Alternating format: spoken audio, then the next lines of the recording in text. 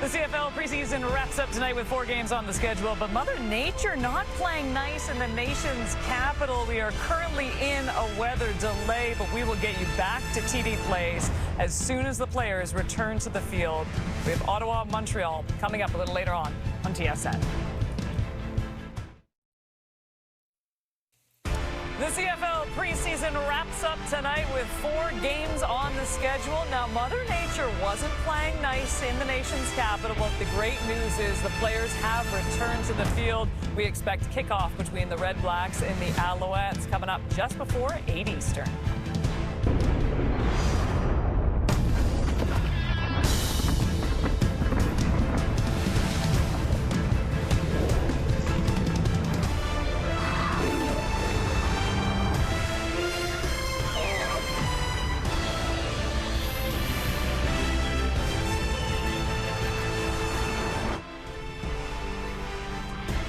And welcome to the CFL on TSN. Kate Burness alongside Enoch Mwamba and Davis Sanchez. And you have to be kidding me that they didn't even get us into the regular season before we had a weather delay. We're all like, you got to be kidding. When our producer Troy came in and was like, oh, there's weather in Ottawa, we were all like, oh, okay. No, they really did it. Okay, we're going to have about a 55-minute delay, but good news, players back on the field. Lots to talk about. Lots to talk about, too, especially under a week to go before the regular season. But let's just talk about these guys that are on the field today. So there will not be starters for either Ottawa or Montreal. But a lot of these guys, they still need to prove something because final cuts are coming down this weekend. It is a big moment for a lot of these players tonight. Absolutely, Kate. There's so much to prove for a lot of these guys, and they have a lot to prove. The coaches are watching every step and every play. They want to see if they can retain information, if they can execute, and everything that they've learned. It's going to be pretty vanilla, so it's going to be about, can you make plays? And if you can't make plays, you likely won't be on this team for a long time. But at the same time, as a player, as a young guy in this league,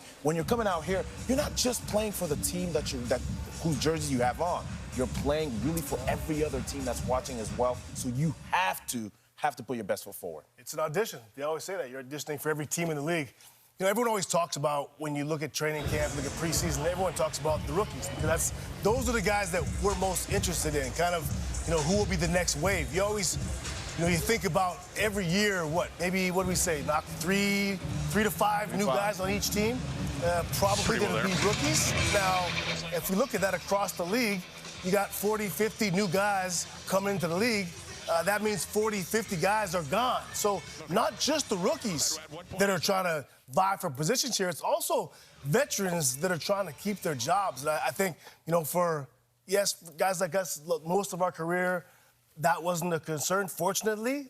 But there are a lot of guys who year to year are battling for those jobs. And those guys, some of those guys will be playing, you know, key minutes that as well. Now, you just mentioned it. I mean, you guys were perennial stars, let's say what it was, and you're probably watching at this point. But if you're a player, and we were talking about this before we went on today, if you're a player, you're not dressing tonight, but you see something on the field. I mean, what are you doing? And I loved the story you had about Adam Big Hill. Oh, yeah, the Biggie. So, I mean, look, we have relationship with these coaches, and you know, some guys or some coaches, you can kind of get in their ear a little bit. This is a separate hit entirely. I like number 50. I like 22. Take a look at 22, and you kind of can give those coaches your opinion. Adam Big Hill, with his rookie year in BC, we were loaded, and Solomon Elamimian was also there as a rookie, and he had the starting middle linebacker job. We had a couple other veterans on that team, and I remember it was a close call for Biggie to make that squad. I remember talking to Mike Benavides on the sideline during the preseason game and saying, hey, Benny,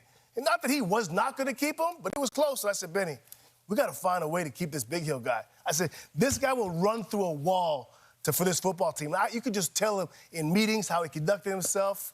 But, yeah, I mean, we have a chance to getting coaches here and also, you know, who we want around. I love that story, Chaz. I mean, we wouldn't have had Biggie if we didn't have you. So that's it. So Adam Big Hill was in the league and has won all the awards he has because of one Davis Sanchez, is what we learned this season. No, but that's not what I took from there, but okay. But you're totally right. I mean, especially every coach, the best coaches have great relationships with some of their leaders. Yeah. And they want to hear some of these things. Because as a coach, there's only so much that you can see. And some of the vets, at times, you'll have guys, younger guys coming in. Hey, Enoch, hey, Chad, can you help me out with this play? How do you play? How would you play that? And these are things that happen without the coach's presence. And coaches don't see that necessarily. So you have to have guys like you to rely on as a coach, definitely, to see things that you wouldn't have seen as a coach. Trust factor, right? I mean, guys, the veterans talk to coaches. And of course. There's the things that coaches don't see, whether it's out on the street, whether it's in the locker room, whether it's in meetings. You have to be able to trust guys, and that matters. So it's, guys, people that might not think that matters, it absolutely does. The relationship and how much you can trust some guys, and that will, how you deal with your veteran teammates makes a big difference. Davis Sanchez brought Adam Bighill into the CFL. Stop it. I'm starting it now. I like it's it. rolling now because we said it on national TV. You're welcome, Biggie. All right, don't go anywhere. We do have kickoff coming up from the nation's capital at TD Place. The Montreal Alouettes huddling up, taking on the Ottawa RedBlacks. The final preseason game for both teams. We'll get you back to Ottawa right after this.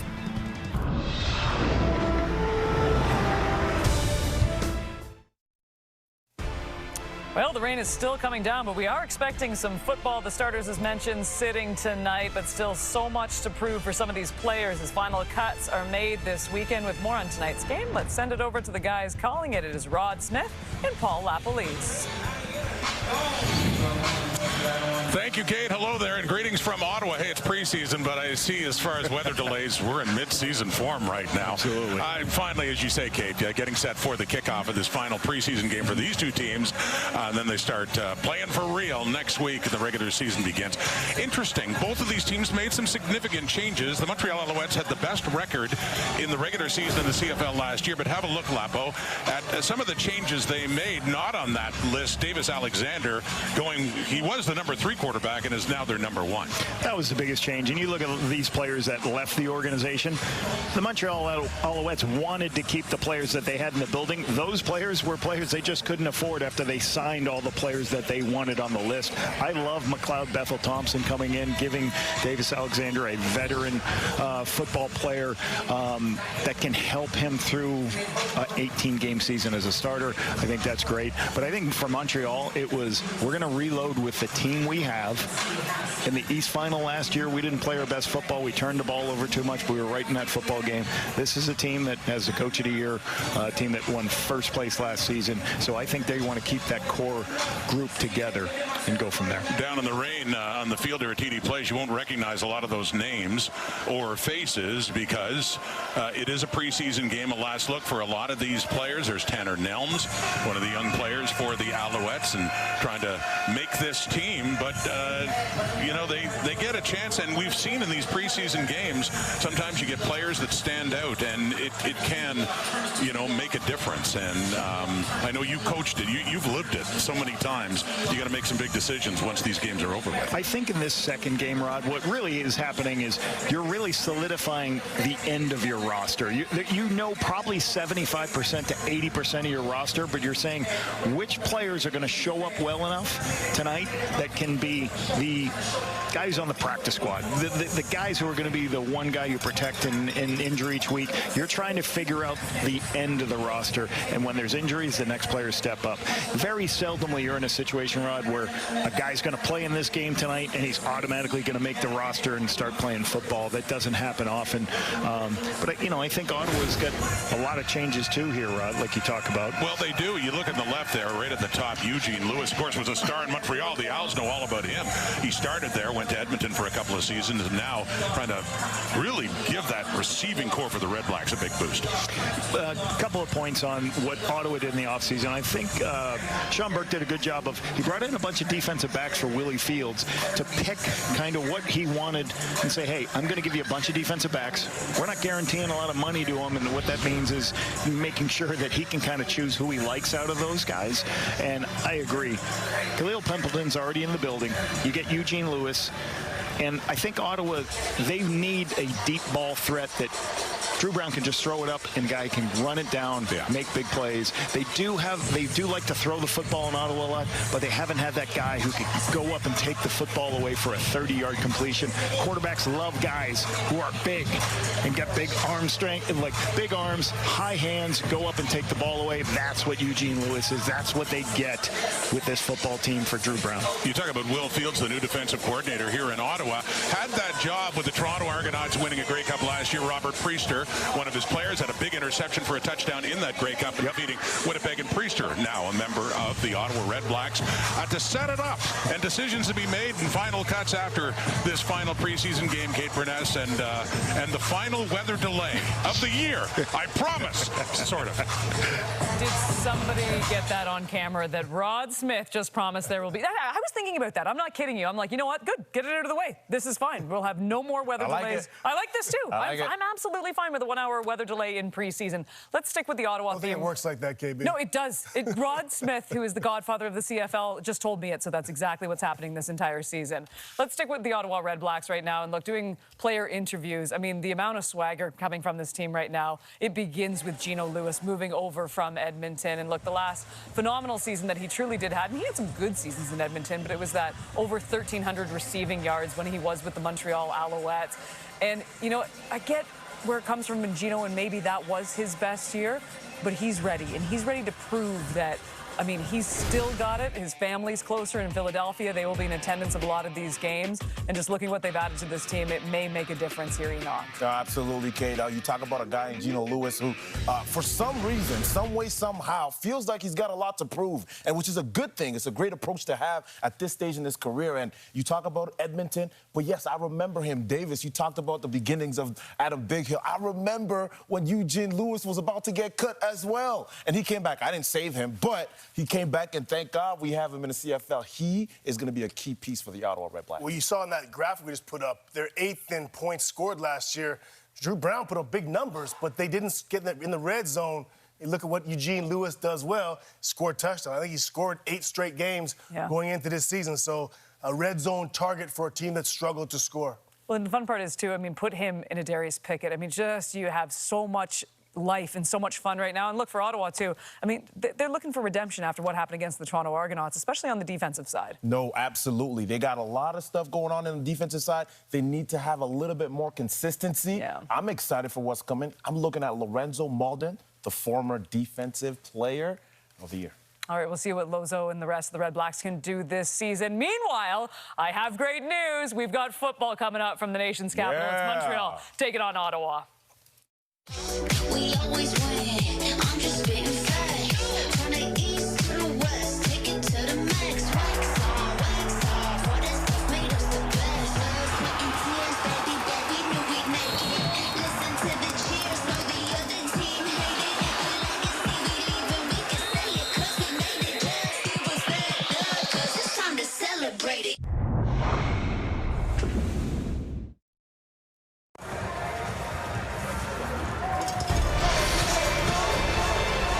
We welcome you back to the nation's capital on a very rainy night. The worst of the storm has blown through, so the delay is over, ready to play, but still a gentle rain coming down here in Ottawa for the Alouettes and the RedBlacks, closing out their preseason, and then the final cuts come. And this guy next to me knows all about molding a team after the preseason, and some big decisions have to be made.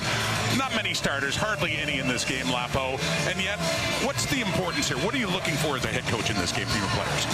You're looking at the youngest players that are going to be at the bottom of your roster. Can these players perform in situational football when the game is faster?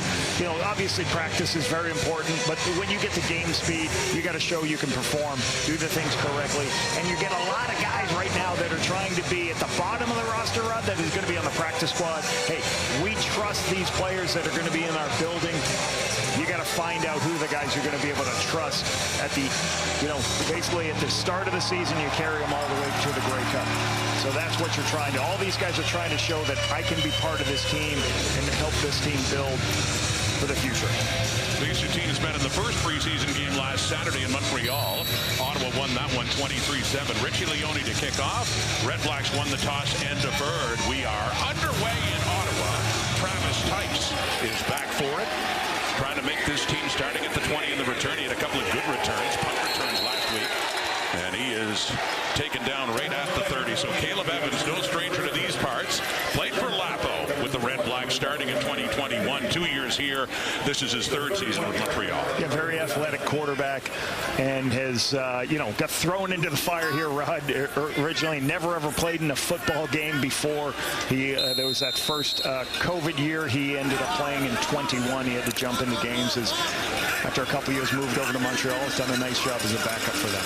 Watch the running back beside him, Stevie Scott, trying for the second straight year to crack the squad. He has the ball. And he pushes ahead up to around the 34, where among those in on the tackle is Robert Priester, new RedBlack coming over from the Argos. Willie Fields gets some guys he's familiar with. Robert Priester comes over from that Argonaut team.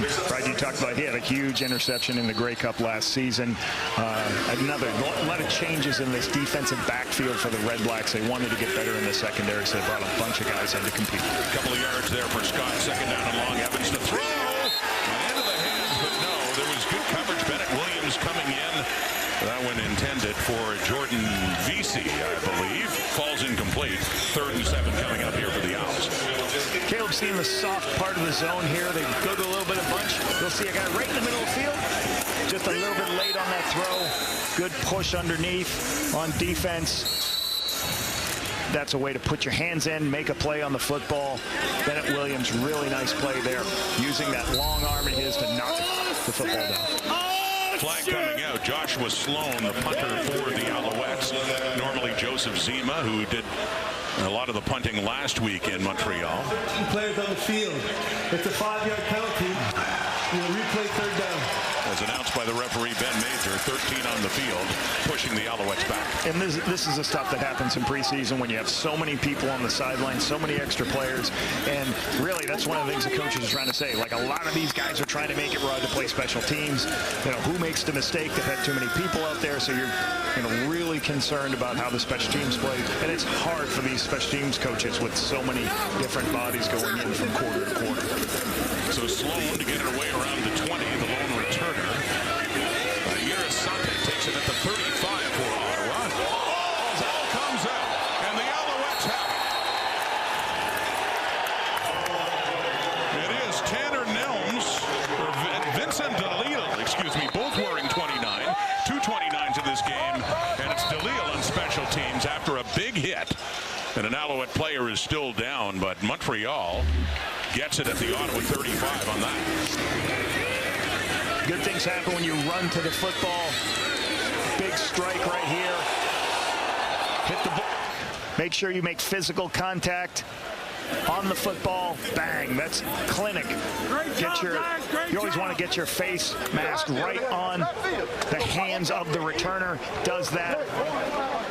Beautiful. Hand right, face mask right on the ball, knocks it out. Huge turnover. It's Katie Davis is getting the start at linebacker in the middle for the Owls, and on special teams. Biggest play so far here as he pops it out of Asante, and it's DeLille, who was one of the draft picks in 2024 out of Laval. Yes, a couple 29s on the roster, 29 on offense, 29 on defense. I remember one play a couple of years ago, Lapo, in this game, Montreal at Ottawa preseason, when Richie Leone, number 13, punted. There was another 13. Lucas Cormier was wearing that on the field, and he lit up the returner. And I remember thinking, Richie Leone, who knew he had that in? Kickers never get a break in preseason. Never get a break. And a flag is out on that completion for Caleb Evans to Stevie Scott. Down to the 30. See the flag.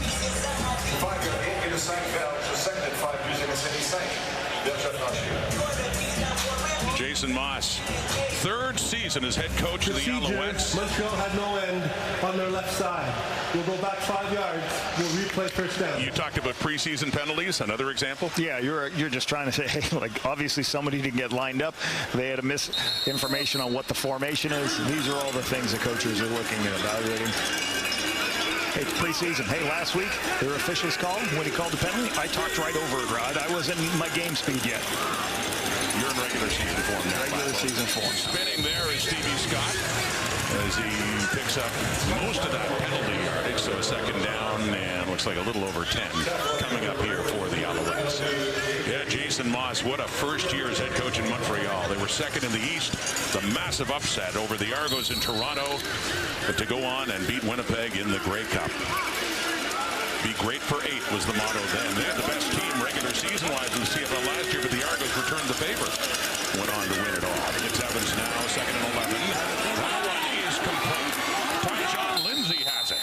His first catch of this game. Lindsay down about the red-black 20 and a first down, Montreal. Caleb Evans, good read on the progression. He's looking hard to his left to see what's happening. He doesn't like what he sees. He goes back inside to Lindsay. Nice timing throw by Caleb here. Looking outside first, comes back inside when he doesn't like the picture on the outside. Lindsay, in his second year, technically got in one game last year with the Alouettes against Winnipeg. On the ground, Scott.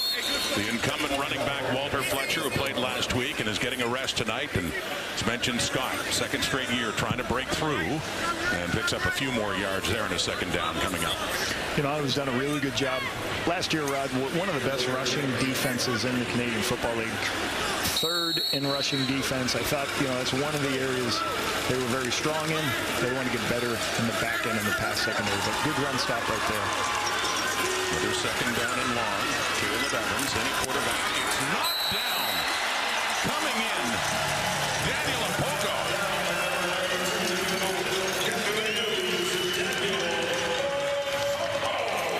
Early in the game, a little bit of pressure in this area. You're going to see 1, 2, 3, 4, 5, 6, 7 people at the line of scrimmage coming.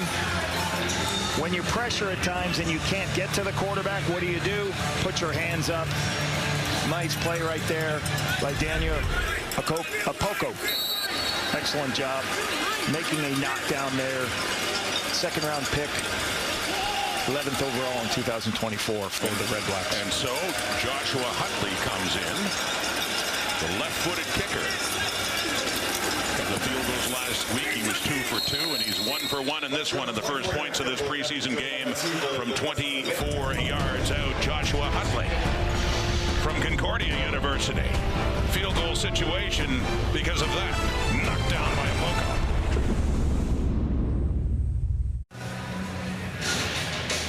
The starting quarterback for the RedBlacks tonight is Matthew Schultz, a familiar name. Started his career with the Alouettes back in 2017. Later moved on to Hamilton last year with the Calgary Stampeders, signing on as a free agent to back up Drew Brown. Lapo. Yeah, and you remember him obviously with the Owls, and then Montreal traded for Trevor Harris and kind of made him expendable, and then he goes on to Hamilton, played a little bit, played injured for Bo Levi Mitchell. He was actually the starter in the East semifinal, if you remember, Rod. Last year went to Calgary. For him, he's just got to show that he can take over a job. And sometimes that's not all him. It's sometimes maybe he's on a place that doesn't have a great defense, but he just hasn't performed well enough to take that job over. First and 10, Ottawa 40. Faking the handoff, dumping it off, and it is caught. And it is number 85, Lincoln Victor. And another thing on Matthew Schultz, so, he didn't take the job away, but these are the people who took the job. Vernon Adams, who's a starter in the league still, Bo Levi Mitchell, and Trevor Harris. I mean, those are 3 really good quarterbacks who are going to have a long career in this league, or have had. So it's sometimes hard to get that opportunity, and that's what he's trying here in Ottawa to see if he can be a backup. More experience in that RedBlacks quarterback room. Drew Brown heading into his second year as Ottawa's starter. And it's Schultz, and can't find a receiver, and he runs out of time. He is taken down, and with the sack, it is Byron Vaughns. Another one with some changes up front defensively for the Alouettes. Can Vaughns crack that roster and get a spot in this Montreal defense? Yeah, Vaughn coming off the edge, you'll see right here, coming off, winning with speed across the outside. Okay, just comes around speed, gets the hands down, knocks hands down of Darda Lee at tackle, is able to speed rush around and get to the quarterback. Nice play on the outside. So Richie Leone, the veteran, 8th season out of Houston, standing back at his 20 and looking to get this one away. And Travis Tice. The 5-yard penalty. Still third down. There's another penalty. A player didn't go out, so they took a time count penalty because they didn't want to punt with not enough players on. So I'm sure that's not going to be a good situation tomorrow in meetings. I was going to say the players obviously judged on the physical, but judged on the mental errors as well. In a Yeah, situation. I mean, it's all about you want players who can. I mean, everybody's got a fast 40. Everybody's got this. Can you do what we ask you to do? The punt from Leone and Travis Tice is back for it. Nice move around. Great move by Tice across midfield, and he is still on his feet. And not a conventional punt returner, Lapo, from the kind of built like a fullback. Yeah, and that's what you want out of guys. Guys who can make you miss strong lower bodies. Great job by Tice. Owls set up in good shape in the red black zone again.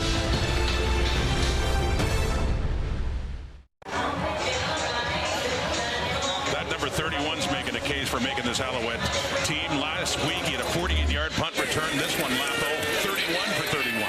The biggest thing you want to do, that play right there, make the first player miss. Once you do that, you can get great yardage. Frankie Griffin can't make the tackle. Why? Because Tice has a strong lower body. He's able to make a big play.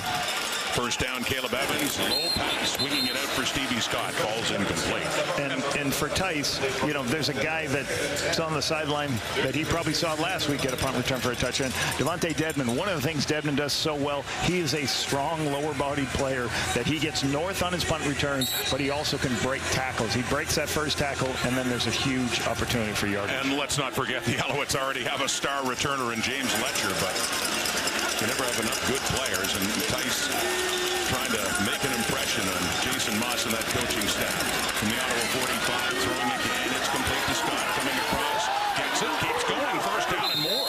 Stevie Scott is down inside the red black 25. Yeah, as you get deep shots, sometimes people say, hey, why did you check it down here? Well, sometimes you get everybody dropping in zones, and when everybody drops out of there, you don't want to force the football downfield. You go ahead, throw a check down, you get a crossing route, make one person miss. The width of the field helps them, and get upfield, put them back in the red zone again. Gain of 23 yards for Stevie Scott. Having a busy first quarter in this last preseason game from the 22. First and 10, Caleb Evans. Working against his old team. It's complete again. Coming across. And that completion going to Daniel Oladejo, former Ottawa Red Black. Last couple of years with Ottawa, the team that drafted him, and now getting his first taste of going against them with a catch there. Yeah, sometimes when those receivers that come in, you'll see he'll end up coming into this screen, and there's going to be a linebacker underneath, and what he does, he just breaks inside as the linebacker overplays it, gives him a little space underneath for the first down. Gain of 10 exactly. First down at the 12. 3-0 Alouettes, looking for more right now. Evans handing it off to Scott, and he meets a wall right there, going nowhere. Pushed back by the Red Blacks up front. And a second down coming up for Jason Moss and the Owls. Now you get to work on the situation. You're inside the 15, 17-yard line. This is what you would call the score zone or the red zone. So this team gets to get a couple of reps of their red zone offense, Montreal, and Red Blacks do some red zone D here. Evans looks for the end zone, scrambles out of the pocket. Bennett Williams nearly done. Decides to take off, and he's going in for the touchdown. Caleb Evans.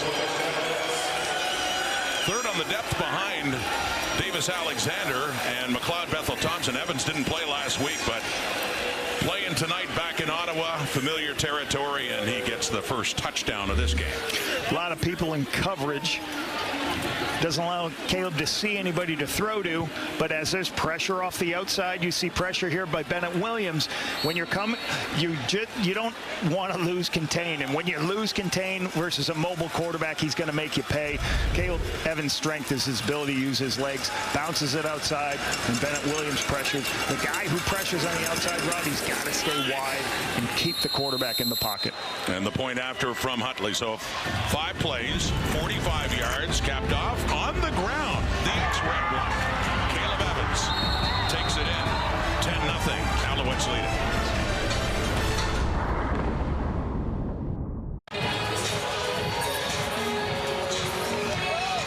Caleb Evans uses the check down to his advantage, uses his legs to get the touchdown. Watching the video with Jason Moss, taking a look at the coverages that Red Blacks are facing. You know, you've got to have the ability. I always talk about quarterbacks. Redblacks. You want somebody who's got the ability to use his legs.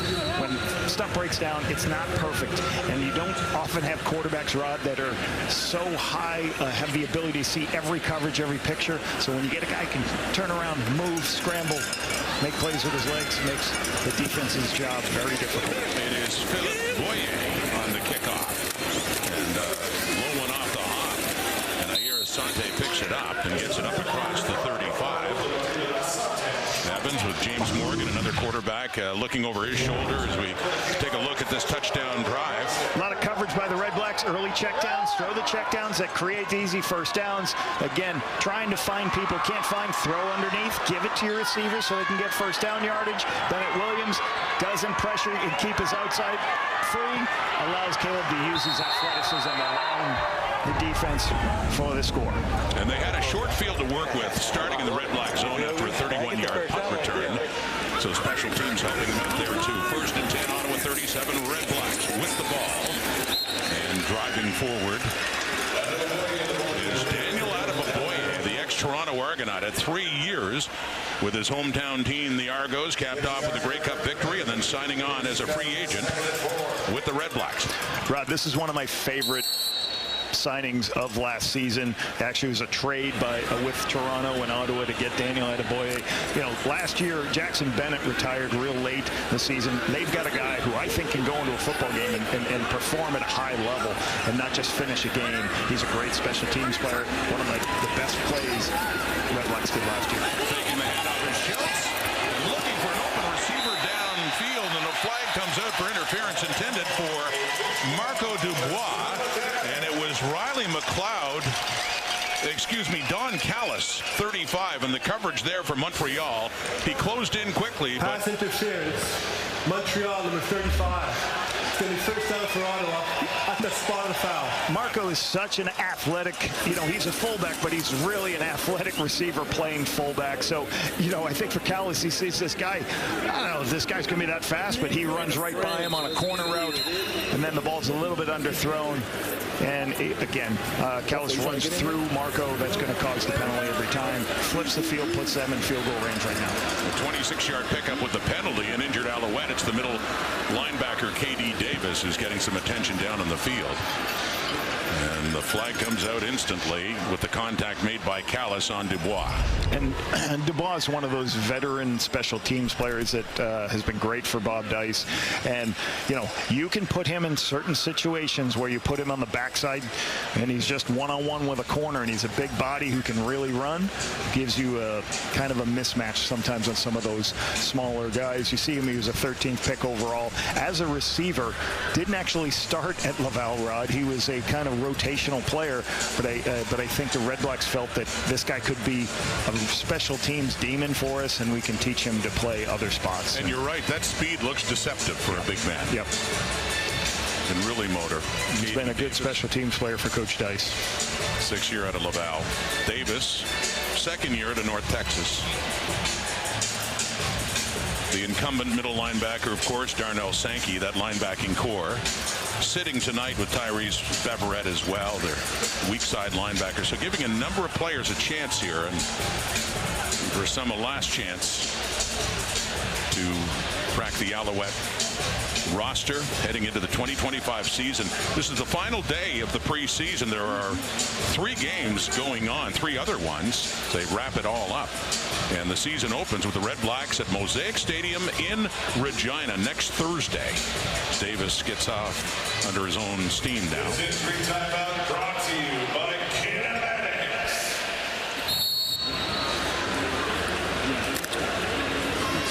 Don Callis in NFL camps last year. Played his college ball at Troy. 1st and 10 on the penalty for the RedBlacks in the Alouette zone. Play action fake with time.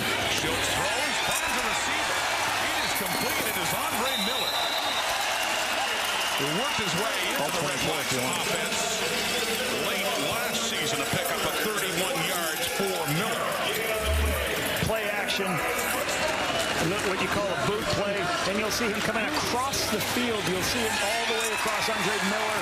We got 2 posts into the boundary. Clear it all out. Give Miller a spot underneath. The linebackers suck up with the play action. Big target in the middle of the field. Good read from Matthew Schultz and good, well-executed play. First down, he gets it right down to the Montreal 10. So a first and goal here. The handoff. And it's down close, down to about the 1. 9-yard pickup for Dan Adebaboya. Matthew Schultz's legs kind of force a defensive end on the backside to make sure and give them an opportunity to run. You'll see tempo right here because how close they are to the goal line. They don't want Montreal to substitute. So Ottawa's up on the ball. They're getting ready to play. They don't want any substitution. Montreal, they're going to do a tempo quarterback sneak. On the second and goal. RedBlacks looking for their first points. And the keeper, Schultz, backs his way into the end zone for the Ottawa touchdown.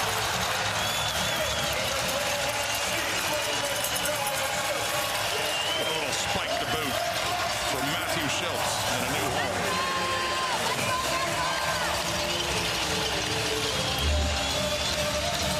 Nice drive, play action, a couple big runs. Give Schultz the ball at the 1-yard line, which is going to be a high percentage touchdown anytime in the Canadian Football League with the defensive line up off the ball. Again, the tempo is just so Montreal can't put their big defensive linemen on the field. Not many starters tonight, but there's a familiar sight for Ottawa. And the point after try, that kicking game with Richie Leone holding for Lewis Ward as he puts it through.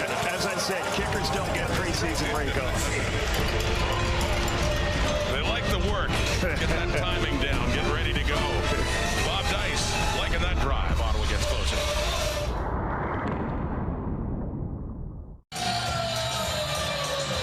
A good debut for Drew Brown last year. His first as the RedBlacks' #1 quarterback. In behind only Trevor Harris and Henry Burris. Most passing yards in a single season in Ottawa history. Drew Brown, a spectator tonight, standing by with Matthew Shinetti. Yeah, just getting used to the Ottawa locale again, Rod, after being in Kingston for most of training camp. What was that like being at Queen's University, not only for yourself and getting back into it, but really for building the chemistry around the team ahead of the season? Yeah, I mean, you know, obviously us being confined to that area, we're around each other all the time, and I think that's good for us, you know, being able to talk through certain things and spend time together and continue to get to know each other. I think it's no secret that, you know, if you got a close team, you're going to be pretty good. So I think that being there kind of helped us build that. In terms of building off of last year, listen, there was that strong start, 8-3-1. You get to the beginning of September, but then just one win, albeit you guys were able to get to the playoffs. What kind of lessons did you learn, knowing that you tried to be a very level-headed presence in the locker room throughout the season? Yeah, I mean, I think that obviously, you know, that was a tough stretch for us. But I think as far as learning from it, you know, young guys got to understand that they're going to be asked to play. And I feel like our guys stepped up pretty good last year, and we got to just continue to build on it. I think from a personal standpoint is just, you know, continuing to, just as a whole, eliminate inconsistent and bad football. I think we were, like myself included, offensively, we weren't stringing together good plays. And, you know, we never talk about necessarily losing. We just talk about not getting enough plays and getting in rhythm. And I think you do that by eliminating the bad ones. Anything in particular that you focused on in the offseason? I know how much of a student of the game you are. I know how much time you spent around Zach Collaros to get ready for this job here in Ottawa. But anything you did in particular to kind of make sure that you can take that next level this season? Yeah, I mean, I think just combing through your game and seeing, you know, where you can improve. To me, you know, I think someone said it a while back, but, you know, there's so much emotion that goes into the game. When you turn it on the next day and there's no music going and there's no crowd and you're just watching the tape, did you make sound decisions? Did you throw the ball accurately? That's ultimately what my job is. If I do that, we stay on the field and score. If I don't, we don't. It's that simple. And I think really combing through every game and seeing, you know, what was I thinking? What was going through my mind? Was I, caught up in the moment? Was I caught up in the atmosphere? And ultimately trying to eliminate that and making consistently great decisions, I think, is something that I've always looked at, but especially through that stretch, if I'm going and playing consistently, we're going to be a good team. So, sound advice and sound perspective. Looking forward to your second season in Ottawa, Drew. Thanks for this. Thank you. All right, Matthew, quite the drive happening here for Caleb Evans and the Alouettes, Lapo. While Matthew's talking to Drew Brown, they've been working their way down the field. Jordan Vesey with the latest catch. Yeah, and a little bit of no huddle. You can see them just not huddling up, trying to go play a little bit fast, change the tempo up. A couple nice throws by Caleb. First and 10, Ottawa 13. Touchdown. Quick strike, Tyjon Lindsay, and very quickly did Montreal, led by Evans, move down the field to get into the end zone again. Second catch by Tyjon Lindsay. Caught a dig earlier in this, a 12-yard in route. This time takes the out to the sideline. You'll see Caleb recognizes this throw quickly to the sideline. Nice drive for the Montreals.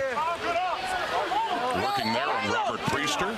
Touchdown, Tyjon Lindsay. And the point after try.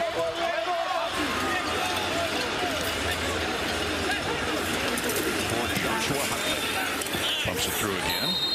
Incumbent kicker. We can talk about you can talk a little bit about that Drew Brown conversation. I think what's interesting with Drew Brown is the staff talked to me, the RedBlacks coaches said that the relationship between Tommy and him grew so much over the last year, and that's what you want as a coordinator. Your first year with somebody, you want to try to see what they do well. And here's an interesting thing, Rod. Sometimes it's like what quarterbacks don't do well. I can remember being with a quarterback one time, they used to always call for it. I want to run this football play. I like it a lot. And you call it for him, and he reads it wrong and throws interception. So it's not only doing what the guy does really well, but also knowing, he doesn't. That's not what he does very well. So eliminating the things that quarterbacks don't do well, doing the things they do very well. And so another year with Drew Brown and Tommy Condell should be really good. Now, what I'd like to see, running the football a little bit more with William Stanback to help them make sure that Drew Brown doesn't have to put the ball as much, get a little bit more play action. Caleb Evans 8 for 11 for 111 yards in that touchdown pass. As a backup to Cody Fajardo. Last year, Davis Alexander had pulled ahead on the depth this year as their #1 quarterback. And don't forget McLeod Bethel Thompson, a Sante on a return for Ottawa now with the RedBlacks trailing by 10 again. A good spin and more yardage for Asante as he works his way up to about the 38. You mentioned McLeod. Kobe Smulders is streaming now. That's only on Crave. Is it wrong for me to say I'm not a Putin person? You're not? Not a Putin person. No. Putin. Putin. I don't know. They say in Ottawa it's Putin, right? Putin? I don't know. Okay. I'd be saying Putin myself. First and 10, Ottawa 38. That's carrying him down close to a touchdown, which was capped off by Matthew Schultz the last time they had the ball. And Attaboy is getting his touches, part of what we called a three-headed monster of running backs for the Argos the last couple of years, or last year. And Byron Vaughn's breaks through here. What's he do? Lifts the leg, it's a miss. So, there is a lot of good things about Attaboy from Bryant College a couple of years ago in the draft. I'm a big fan of what he does.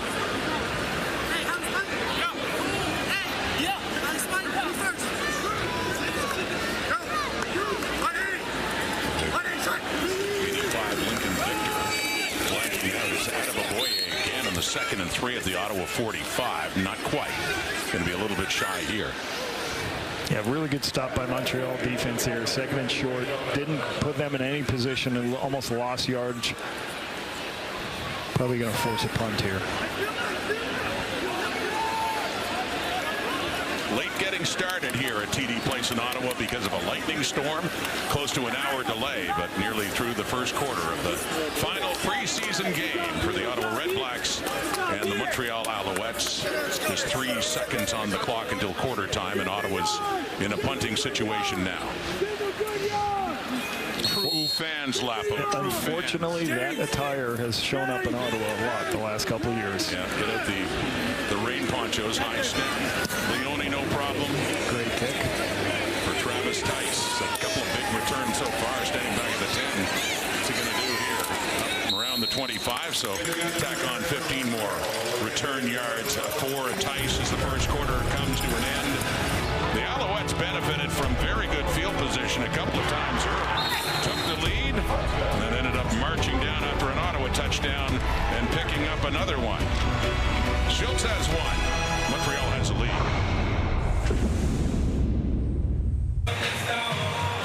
Through one quarter of this preseason game in Ottawa, the Alouettes with a 10-point lead. Caleb Evans, some good passing numbers, led a nice drive the last time out, Lapo, and I would think with all the quarterbacks in Montreal, he's feeling the pressure, the competition right now. Yeah, 8 of 11, 111 yards, rushing touchdown and a passing touchdown. Yeah, Caleb's got a couple years in the system, and what happens is McLeod Bethel-Thompson was brought in to be the number 2. So now Caleb's sitting there as the number 3, but sometimes GMs will start going, well, wait a minute, he's not going to be the 2, he's number 3. Do we have somebody younger, more inexpensive, somebody who can maybe save us some salary cap room that we believe in, maybe better than Caleb Evans? But Caleb Evans saying, no, I'm the guy. I'm going to be here. You can trust that I'm going to, if there's injuries, I'm going to step in a game and help you win. He had been the backup, Lapo, to Cody Fajardo last year, kind of a turning point against Saskatchewan when he got hurt or taken out of the game, and Davis Alexander, the number 3, came on and made quite an impression. He's now number 1 in Montreal, and we do have a quarterback change as Evans is out, and James Morgan from Green Bay, Wisconsin. Who do you think he cheered for growing up? Here's Morgan, second year with the Owls trying out. He spent some time in the practice roster. He completes his first pass of this game to the fullback, Jacob Mason. Yeah, FIU for James Morgan. I remember him coming out in college. I remember watching him and evaluating him. Bigger body guy, had a good career at Florida International. Kind of bounced around in a number of spots in the NFL, but he's, again, somebody they've had in the organization saying, can he be the next guy for us? And when you talk about Davis Alexander, you're right. Caleb Evans in that Saskatchewan game was struggling. Davis Alexander went in, they went right down the field and scored touchdowns, and Davis took over that job. And now James Morgan competing for a spot and throwing again, completing again, up close to the 40 and a first down. And a couple of plays for the Alouettes. Yeah, he wears 16 now, but being from Green Bay and the era that he grew up in, what do you think his numbers were? He had 2 of them. Very decisive decision right here. Sees the defense separate. He takes the inside throw, recognizes immediately, throws it immediately. Love it. Good anticipation, quick throw. So back in the Brett Favre days, he wore number 4. Right. And then he had a little switch once Aaron Rodgers went. So, hey, he wore 12 for a while. 4 plus 12. He's got 16 now, his number. And in now up to the 39 and a first and 10. Stevie Scott still in this game and picks up about a yard. So a second and long coming up. You know, McLeod Bethel-Thompson, I want to keep talking about that. I love that signing for them, for Montreal. Bringing him in gives everything I heard from the coaches in Edmonton last year. They said McLeod was outstanding for Trey Ford. Helped him in so many ways. The veteran presence for the young quarterback. And like even there was a story one time that said when Trey was taking over, McLeod said, I'm going to talk less because you need to be the leader of the room. I think that type of veteran leadership is going to be great for the Montreal Alouettes. James Morgan on a 2nd and 9 gets rid of it to the right, and it is dropped. It's Jose Barbone. Had it in his hands, hits the turf, and Montreal will be punting. Quick decision, sees the underneath throw, everybody lifts. I like these throws by James Morgan. He makes a decision quickly, gets the ball out of his hands. That should be a first down. Instead, a third here in the second quarter. By the way, it's slick conditions, and it was last Saturday in Montreal when they were playing through the rain. And back to punt it away is Joshua Sloan for Asante, standing back at his 25. Next week, Ottawa opens the season in Saskatchewan. Montreal will open at home against the Argos inside the 20. Asante. And not much doing there. Good special teams work after that 50-yard punt. Number 49, Gabriel Lazard. A look at the draft class for the Ottawa RedBlacks in 2025, led by Keelan White. Second straight year, Lapo, that Ottawa used their first pick to take a receiver. A good one he is from Montana. Watching him in the draft, Rod, the thing he did the best, I thought, of all the draft players, was he plucked the ball. He caught the ball with his hands and was able to, really, some guys have great ability to snatch the ball out of the air. He did that well. Great short space quickness. Not the fastest guy, but he can make plays with the ball in his hand. And that pass is knocked away. You know, sometimes you don't need a huge 40. You need to be able to put your foot in the ground and then go. There's the high hands catch. He caught everything you saw on tape. He's got enough speed to run by people, but not certainly the burner you want. But I thought he could change direction as good as anybody in the league, and his hand-eye coordination to make catches was spectacular. It's a good draft pick for him. They got Nick Martiner last year as a big player, big play player who's hurt this season. So, yes, now Keelan should come in and be able to be that slot player they're looking for. Dustin Crum is the quarterback for Ottawa. That previous pass knocked away. This one is complete, but well shy of a first down. The Alouettes have that covered up nicely. Christian McFarland.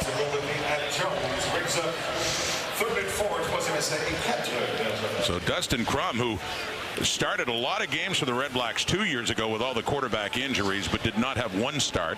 Got some playing time last year, but not a start for Ottawa. In now. And standing back for the punt, Noah Getman did a lot of the punting duties last week in Montreal. And that one, Tice is nowhere to go, but a flag is out back where the punt by Getman took place. It's around the line of scrimmage for the RedBlacks.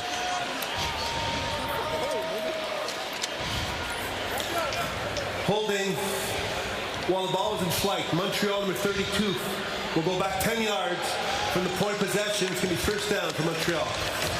So Taiwan Mullen is called for the hold. And speaking of the draft boards, the Alouettes went with an offensive lineman in the first round, and that was 5th overall. Tiger Shanks, they really like this guy, and this is a possibility. Strong one here. Last week he played some right tackle, some guard, and they had an opening in the guard spot. Looks like Donald Ventrelli right now, but who knows? This young player's made an impression. Christian Matt leaving, going to the BC Lions staff after a long career. Yeah, Shanks is a very good young football player. I loved him in the draft. You know, he has great. He had great feet, Rod, and as an offensive lineman, you got to have the ability to change direction, use your feet. Your feet get you out of bad decisions, Rod. And what does that mean is you got to be in a position where I can make sure I can get off on blocks and work to the second level. And for a big guy, his feet were good. He has long arms. He's got the ability. You always talk about tackles playing using their long arms and everything. I think he's a tackle in this league more so than a guard. Tackle tonight. Had a lot of time to tackle last week in Montreal too. Tiger Shanks. There's Barbone. Yeah, you could see that catch. You see that last play. There were two players coming off the edge. He put his hand out and tried to block one on the inside part, and then he took the one on the outside. He knew two were coming, tried to do his best to take both of them. But again, you got to have guys at the tackle position that have some length. He played with length in watching him on the draft film.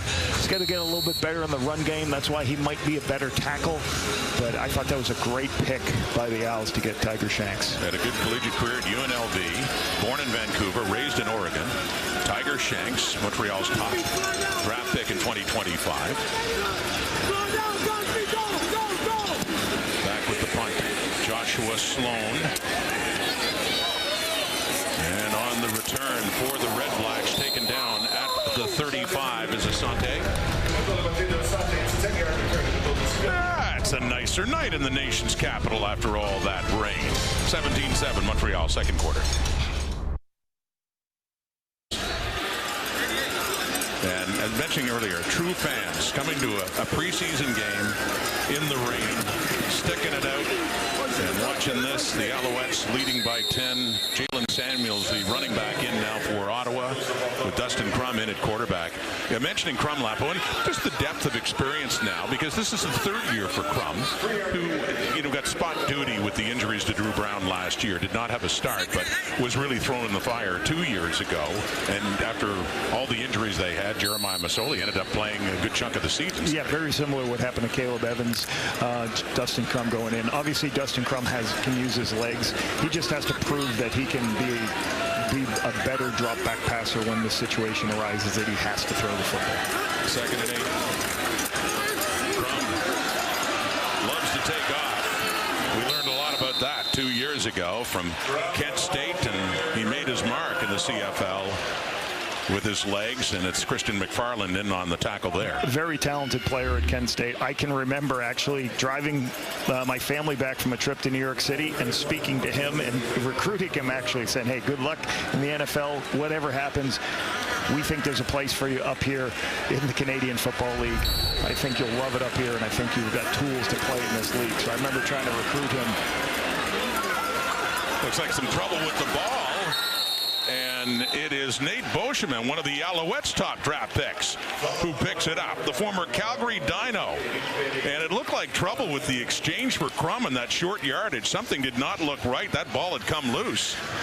And from 118 into the hands of another, and Montreal football thanks to that turnover. Yeah, so you're under center. You're doing a quarterback sneak under center. Sometimes ball's wet. Maybe you haven't had a lot of reps of it. Ball snaps out. Boschman's right there to make the play. Really good by the defense of Montreal. Once again, this is a team that flourished taking the football away under Noel Thorpe the last couple of years. So nice takeaway to once again create a short field for the Owls offense. James Morgan leading that offense too. It's inside the Ottawa 40, up by 10, looking for more. Whistles with the snap of the ball. Time count violation, Montreal number 16. The 5-yard penalty will replay first down. You know, one of the conversations you're always having with these young quarterbacks as you walk out on the field is like, okay, to your right, going in this direction is your 20-second clock. This is where the 2 are. Make sure you, once you see that, you would go to a code word, Rod. You would say, hurry, hurry, hurry. You're going to change the snap count and call it faster as this 20-second clock goes. It's a different deal for some of these quarterbacks come up from other places because the 20-second clock happens fast. So Morgan again quickly inside the 40. And that one is caught as Tyjon Lindsey, who had a touchdown in the first quarter. Quick throw, get the ball to your hands, get some positive yardage. Just make sure you're not sitting at 2nd and 15. So now you're sitting at 2nd and 10. Much easier opportunity to convert here. Also gets into a little bit of better position for a field goal. So good, productive first down play. Morgan to Lindsey to get the penalty yardage back. 2nd and 10 at the Ottawa 39. Halfway through the second quarter. 4-man rush. Morgan running out of time, and down he goes. Sacked. And that's Blessman Tahala. He wore number 51 with the RedBlacks last year, global player, and he picks that one up. Tahala, the player, the coaches really like Tahala. You see him right here. Wins on the pass rush. As Morgan starts to move to his left, starts to scramble, that's a great bull rush. And he benches the offense lineman off him, sees the quarterback scramble, puts his right arm out, makes the play. So nice. And the biggest thing he did is he bull rushed straight back, created a new line of scrimmage on the offensive guard, was able to get to the quarterback. So Victor and Asante at either sides of the field now, leaving the middle wide open here for the punter Sloan, who puts it off to the right. For Asante, who breaks the tackle, gets up across the 20, and a flag comes out on a punt again. Blessman Tahala takes Morgan down. RedBlacks down 10. 6 minutes to go until halftime. In his first year as head coach of the Alouettes, Jason Maas won the Grey Cup. 2nd year, first place in the East, only to be knocked off in the Eastern Final. Year 3 about to begin. Let's go back to Matthew. Yeah, and I don't think, Rod, that Jason Maas is looking, particularly with that East Final and the disappointment of having a full audience and then not going ahead and capitalizing on the situation they had against the Argos. The one thing that Jason Maas spoke to me before the game about is the sense of respect that runs through the organization. And we talked about this a few years ago when he had his players basically stand up during training camp and say their name and then say something that they know in French. And a lot of the conversation that happens within the Alouettes organization, a lot of people speak to each other. the one thing that they keep speaking to each other in French, you know, salut, bon matin, comment ça va, bonne journée, and that is important to Jason Maas. But it also touches on this sense of competition. And before this game tonight, there's so many new faces on the depth chart. Jason Maas did show a video of Dylan Wynn, the 11-year veteran who played in the NFL and won a Grey Cup with the Argos and then played with the Ticats and now with the Alouettes, and the level of compete that he had last week in their first preseason game. And Jason Maas said, yes, so much of what we do here is about respect, but that respect is rooted in competition. When you're on the field, you respect yourself enough and respect the process to be that invested in the competition, because competition is our livelihood, Rob. And what success he's had, Matthew, with Montreal so far. Crum is under pressure. He tried that deep shot in the previous play to Latrell Jones, who went incomplete. And then he is sacked. So Maas's offense should be getting the ball back in good field position, as the RedBlacks are going to have to punt it away from the end zone. Yeah, I think Jason's done a really good job at, you know, talking about respecting the process. He always talked about that, like making sure, hey, we come in every day, we're working to get better. And again, you got to respect the process. You got to respect coming into the building each and every day to do your best, working at a week-to-week basis. Done a really excellent job pairing Danny Machocha and him together. Noah Getman, the punt. And it is Travis Tice back at midfield and taken down just inside the Ottawa zone. 56-yard punt. Richie Leone. Montreal Alouettes last 5 seasons. Well, back in 19, the Alouettes lost in the playoffs to Jason Maas and Edmonton. And they were 7-7 in 21. Danny Machocha stepped in to coach in 22 before Maas took over. What a year in 23. Upsetting the Argos, beating Winnipeg in the Grey Cup last year. Best CFL team in the regular season, but the Argos returned the favor in the East Final in Montreal last November. Yeah, and you got to hand it to General Manager Danny Machocha. You know, when he took over that team, fired a popular Kahari Jones, but thought they could get better, brought in Noel Thorpe immediately, and then Jason Maas after the season, and it's turned out very well for them. James Morgan, the throw, and it is intended there for VC, Jordan VC, the intended target, but it goes incomplete. See the running back Travis Tice now, and stayed in to block. Saw him on special teams earlier. The receiving core for the Alouettes, of course, including Tyson Philpott, who was having such a good season last year before he was injured. Austin Mack, Charleston Rambo, Cole Speaker, Tyler Sneed. Lots of experience now for the Owls in the receiving core. And it's caught there inside the 50, still shy of a first down. That's VC again. That receiving core you're talking about, Rob, that receiving core led the CFL in explosive plays. You're going to see just another quick in as everybody clears out. The underneath coverage lifts, take the underneath throw. Hopefully he can turn and run with it and get the yardage needed. So now you're at a 3rd and 2.5, long one. Timeout. Take a timeout and see what they want to do here. Exactly what they do with that 10-point lead and getting closer to 3 minutes left until halftime. We'll head back and get some thoughts from the panel then.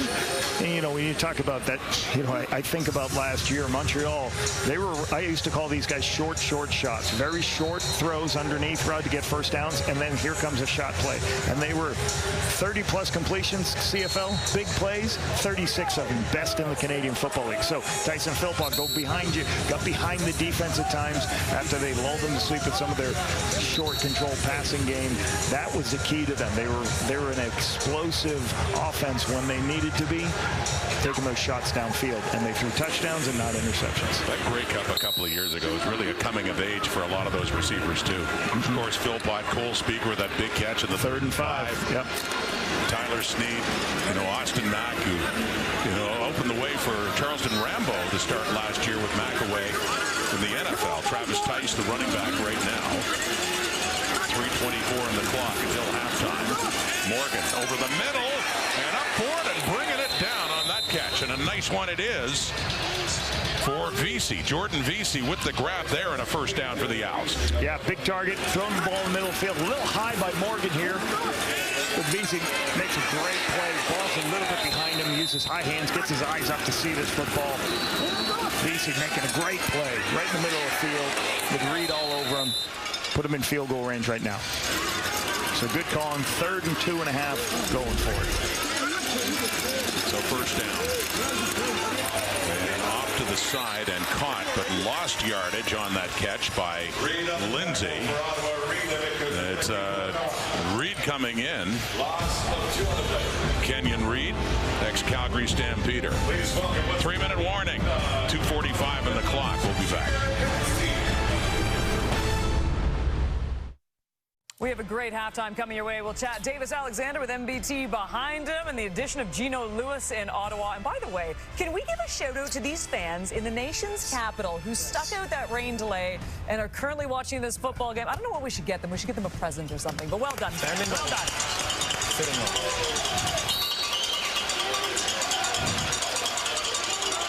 Well put, Kate. Big fans. By the way, slight amendment on that weather promise. We'll get to that for a sec. Looking deep. End zone no good. Now that's looking for Lindsay again and very close to another Montreal touchdown. He had one in the first quarter. When you have a quarterback, you're seeing, can he recognize pictures? You're going to see a seam. You're going to see one player low, one player in the deep third. You throw the seam ball when you have a low player. Morgan sees it. He just misses it a little bit. You can see it right here. Bending in. He recognizes the picture immediately. Throws it between the two defenders. It's just a little short. Trying to get it to Lindsay. But that was a great read. So I'm seeing great things from this quarterback he's trying to show that I can process information and put the ball downfield as a thrower. With the field goal try coming up, and it is wide to left. Asante with it. And he's bringing it out. And he gets knocked down there by the kicker. It was Joshua Hutley. And that's an interesting conversation, Rob. We've got Dustin Crum playing right now. We've got Caleb Evans. Morgan's trying to say, I'm a thrower. The safety went that way. There's the space. I'm going to see it. He saw it early, recognized the picture. He's trying to prove, like, I can take all the shots, throw the ball. I can throw the ball like my offensive coordinator, Anthony Calvillo, put the ball in tight windows. Compared to, the other two guys playing this game a little bit more the scrambler types, where this guy looks to be a pure thrower, makes decisions, gets the ball out of his hand quickly. So I like his vision. Just got to make some of those throws. It was their rookie safety, Eric Cumberbatch, number 15, that was bearing down on Lindsay, too, as he was reaching out for that football. So Morgan reviewing things. Very good draft pick, Eric Cumberbatch from local Ottawa boy, long-armed safety. Expecting to play special teams for this unit this year. Possibly be on the roster. 5th round pick. Ottawa 13. 2.5 minutes to go until halftime. And Crum. And off to the right. Complete. And that is a first down as well. And that's Elijah Collins with the catch. Plenty of time here. 2:16. Dustin sees pictures. Out in the flat. See Collins. Everybody lifts, throws the underneath throw. Out of bounds, get up the line of scrimmage, get ready to play. From the 28, and Crum, and handing off that time to Collins. Back-to-back touches for him, but that one's going nowhere. 2nd and long is coming up. Christian McFarland blitzing off the edge. Offensive line misses it. Loss of 2 there to make it 2nd and long.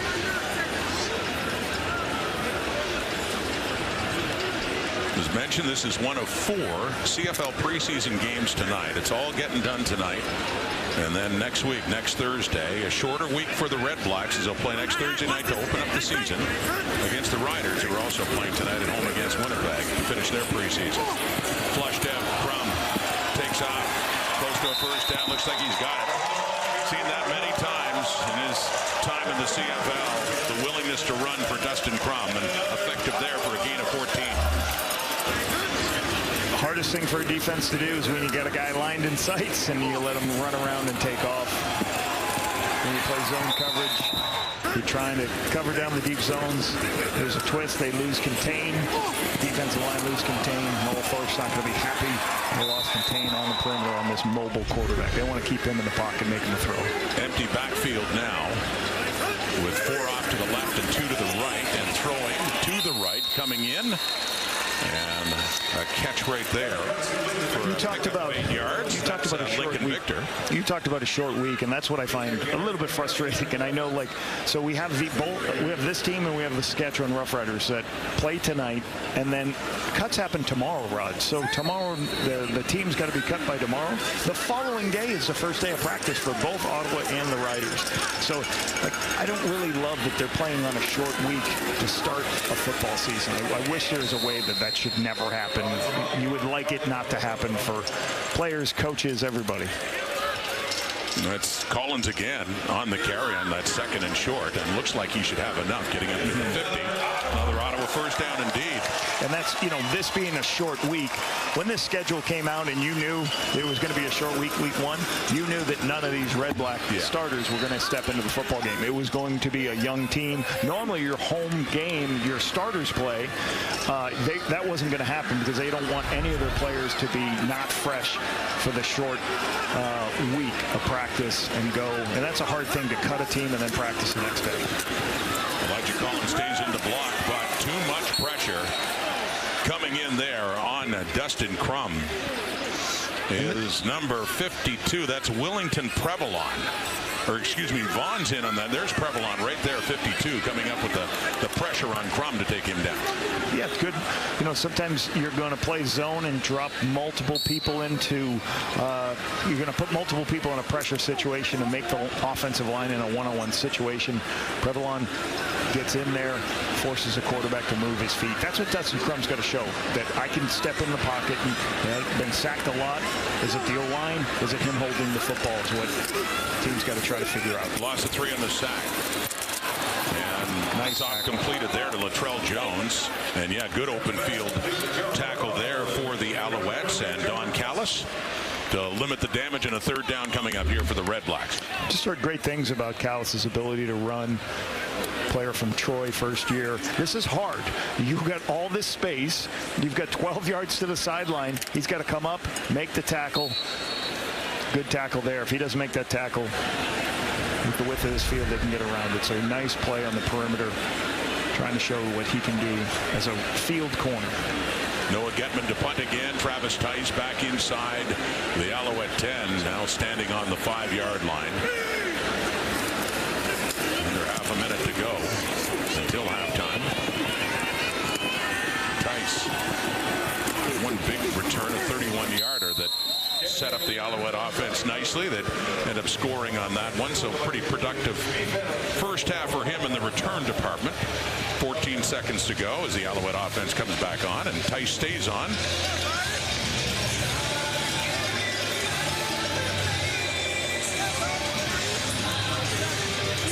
Caleb Evans started at quarterback for Montreal, and James Morgan in now.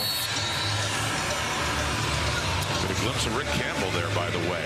See him on the sideline back in Ottawa as the special teams coordinator for Bob Dice. They had reverse rules when Campbell was last year, up until 2019. As Morgan just takes a knee, as the clock ticks down to 12.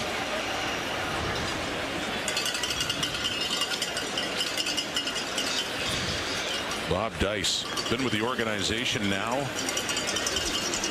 close to a decade. 2016, his first year when Campbell was head coach, and Dice was the special teams coordinator, and they won the Grey Cup that year in 16. And it's halftime. James Morgan heading up. But, you know, I asked you what you wanted to see as a coach, and there's some performances here that...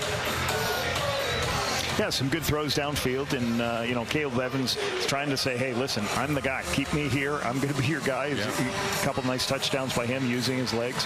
James Morgan seeing pictures, getting the ball out of his hands. So you're trying to see Montreal's trying to show, hey, we got some good young players in the organization. Let's get some thoughts now from the Alouettes head coach, Jason Moss, with Matthew. Yeah, Coach, I know there are always teachable moments in every single game, especially preseason game, but I imagine you like the level of compete in some situations, particularly when they were going after the ball and getting those fumble recoveries. Yeah, absolutely. We started right off with a turnover. You know, all three phases right now are playing physical football. That's what we asked them to do.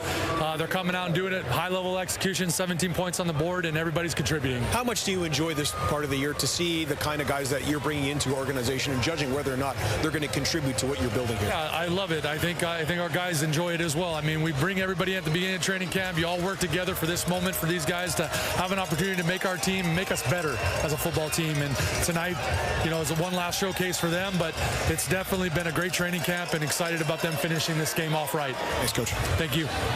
All right, Kate. Well, the Owls are up 10. I wish I could tell you there's not weather in and around TD Place, but there was some thunder before both teams went off to the locker room. Oh, boy. Like this live on television. You see, Rod Smith promised me there'd be no more weather delays ever again in the CFL season. So we're going to rack that clip back and make sure that it is correct. Back alongside Enoch Mwamba and Davis Sanchez. Hopefully that weather gets out of the way in halftime with the Alouettes currently up by 10. And let's stick with the Owls right now. And we look, of course, at Davis Alexander. And look, last season he filled in for Cody Fajardo. Obviously, when he went down for injury, he was a perfect 5-0. But now he gets to be the face of this franchise. And there's a lot of pressure on this young man now. They kept the majority of the team moving forward, but expectations for him, very high, Enoch. Absolutely. Expectations are high because he performed so well last year. You talk about a guy like Cody Fajardo. This was the previous MVP the last time they won a Grey Cup. And the fact that they were able to make a decision to keep the young Davis Alexander for him, it speaks to how high they think of him. What I also like about his journey is the fact that he hasn't been put in this position with a lot of pressure. He had time to grow with it. He had great quarterbacks ahead of him. He saw a winning Grey Cup team as well, so he knows what it takes to get there. So for him to be in this situation right now, I think he's going to be poised. Look at this board. The only Davis. Is that a shot? Wow. Wow. Someone's coming for you. Anyway, he is the only Davis in Montreal right now. Look, think about pressure and think about decisions that staffs have to make and organizations have to make. Cody Fajardo won a Grey Cup less than 2 years ago. Mm-hmm. So it's not a no-brainer to move on to Davis Alexander, although most people think that's the right move, including myself. The upside for Davis Alexander is there. I think he's the guy that has the highest upside, but it's still, when a guy wins a Grey Cup for you less than 2 years ago, there is some pressure. The great thing for this offense is they're returning their whole receiver. They get everybody back. Yeah. So Davis Alexander, who has all his weapons back, I think, and of course, Philpott being healthy is a big deal. This defense, Sean Oakman, looks like Mustafa Johnson is banged up. He might, if he's not their best defensive player, he's right behind that guy, Beverett, as their second best defensive player. The fact that he's banged up makes that Oakman signing even better now. They have Sean Oakman over there. So, again, the key to the offseason for Montreal, continuity. Exactly. They got everybody back. Yeah, and you look at some of these other teams, too, and just like the differences defensively for the Toronto Argonauts, for example, but you look at Montreal and still around Beverett and that defense. I mean, you got to love it if you're a Montreal fan, but we'll see what Davis Alexander has in store. Montreal currently up by 10. Vibe check, what's the temperature? The forecast looks hot, here's a tip for you. We got everything you need to the field dimension if you can't stand the heat. I'm a no-winner, natural born leader. Call me the people's champ because I give it to the people and the people want to have it because the people know they need it. When it comes to the vibe, I am undefeated. Celebrate, sleep, wake up and repeat it. Celebrate, sleep, wake up and repeat it. That's how it goes. If you don't understand, gotta let you know. 4 preseason games this evening. Here is one of the other ones. It is Tiger Cats and the Argonauts. Second quarter action still scoreless. Hamilton in the red zone. Taylor Powell going to find Keaton Brugling over the middle for a 15-yard TD. Brugling making a good impression with Hamilton after spending the last 3 seasons with Ottawa. 7-0 Tiger Cats. Third quarter action we go. Now 7-3 Hamilton. Powell checks it down to guess who? Brugling again. He makes a man miss before punching it in. Second TD of the game gives the Ticats a 14-3 lead, but the Argonauts have stormed back in this game, currently 17-17. And oh my goodness, we are less than a week away. Thursday Night Football, the opener of the CFL season. You can see it 8:30 Eastern, 5:30 Pacific on TSN. I heard a rumor that we may be there in Regina, but I don't have any confirmation just yet. Enoch, let's look at these Ottawa RedBlacks for a moment. And look, the biggest news by far was the signing of Gino Lewis. And what's going to happen to this offense? We have William Stan back as well now. But for Eugene Lewis, and I mean, you look at what happened in Edmonton, and I get it, and it obviously was a bit of a messy exit. He still has something to prove. And if he can get back to that way he was playing back in 2022 with the Montreal Alouettes, then this is going to be a very nice cornerstone of the offense. Absolutely. I spent a little bit of time with Eugene Lewis this past offseason, and he seems like he's got a chip on his shoulder, and he wants to prove to the whole league that he still got it. And for him to come to this Ottawa RedBlacks team where they had a decent season, especially with having Drew Brown as a first-time starter, he played really well. He managed the offense very well. He showed that he understands, and he's poised in certain situations as well. Second year in the system is going to be great to see him, and adding a guy like Gino Lewis is going to be tremendous for him. And one of the things that they really needed to do, Chaz, was score touchdowns. And one thing Gino does is score touchdowns. Can this offense evolve? I think Drew Brown, I think all involved first-year starter would say he had a passing grade last year. I guess the question is, can they match what Toronto can do offensively, what this Montreal team can do? At the end of the day, that's what's going to matter. Obviously, we're in the preseason. That's not where we have to go quite yet, but that's how they're going to be measured. How will they do against those other powerful offenses? Drew was great last year for his first year as a starter, but can this offense evolve to be? They need to take that next step with Justin Hardy. And with Gino, I think they have a shot. Well, and I'm with you, too. It'll come down to this defense. We'll see if Darius Pickett hopefully fully healthy. And Lorenzo Mold, I know you're going to go on Lozo the entire time, but Ottawa right there, and we'll see if they can make another run this year. By the way, I mean, everyone's talking about the weather. That looks like a beautiful shot right now of TD Place. Come on, Mother Nature. Help us out here. Speak it.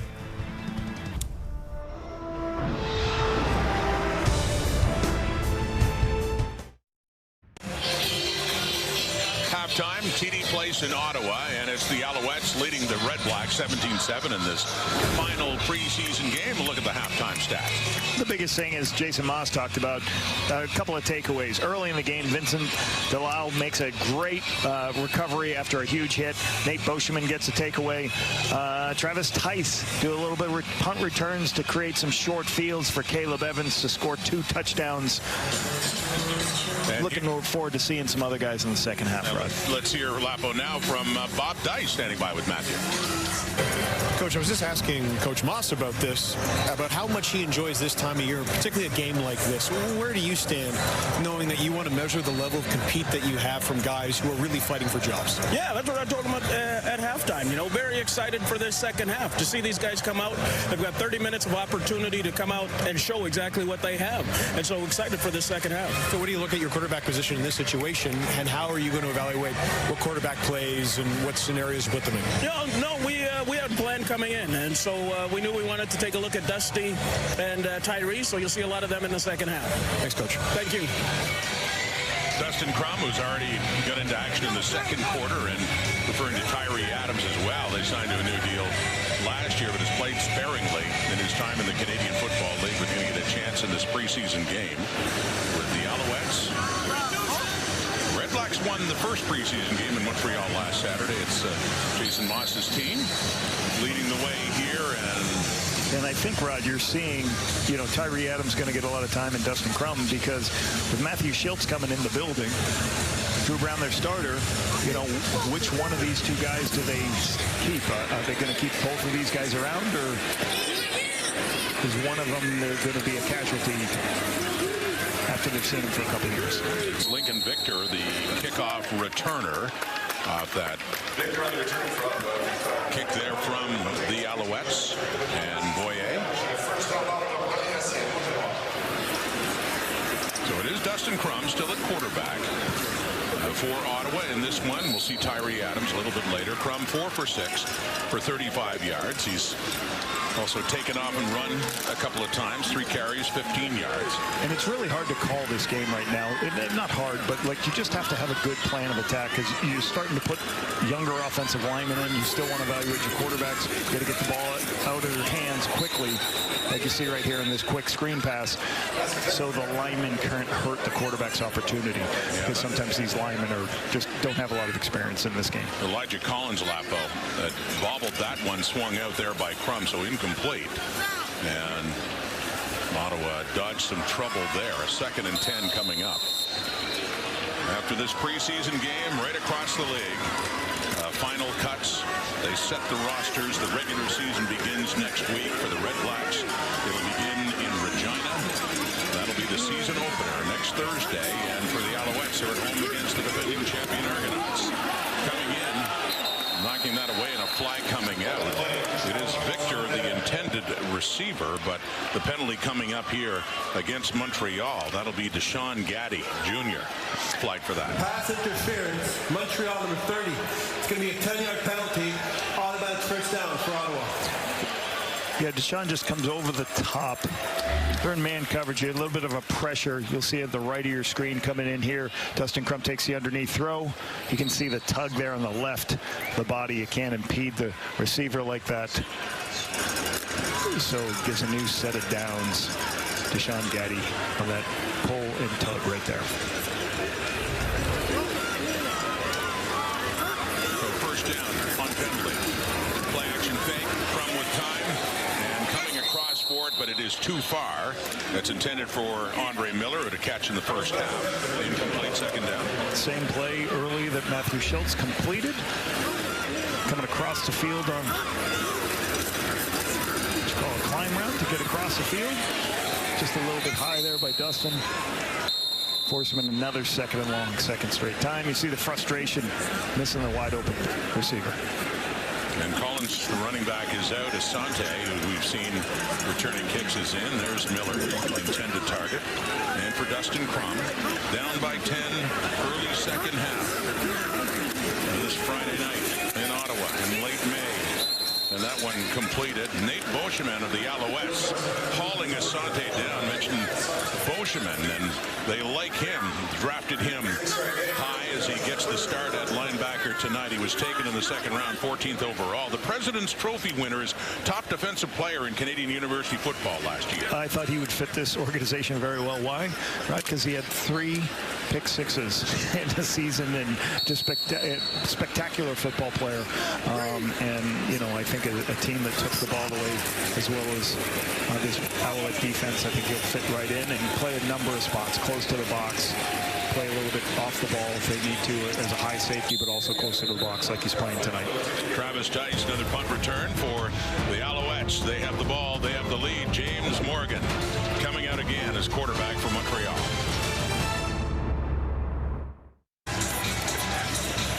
Back here with Paul Lapalisse, one of 3 coaches in the history of the Ottawa RedBlacks. The other 2 working the game tonight. And not only Bob Dice, but Rick Campbell, the original coach of the RedBlacks. There he is, and back as special teams coordinator now. Well, funny story. A couple weeks ago, I met Coach Dice as a friend of mine, and Rick Campbell. We all went to dinner, and we were down at an establishment down here in TD Place, and somebody came up saying, "Hey, there's all 3 RedBlacks coaches in the history." So, no, good to get Rick back in the city. And for many years, of course, with the BC Lions, after leaving the RedBlacks, the penalty on that intention there for Jalen Wayne. RedBlacks flagged it as C.J. Colden. Pass interference, Ottawa number 36. It's going to be first down for Montreal at the spot of foul. Looked like a good play, but let's see if we have another angle and see if Colton used his hands. Just a throw on the outside. You'll see that one-on-one matchup on the outside of the top of your screen.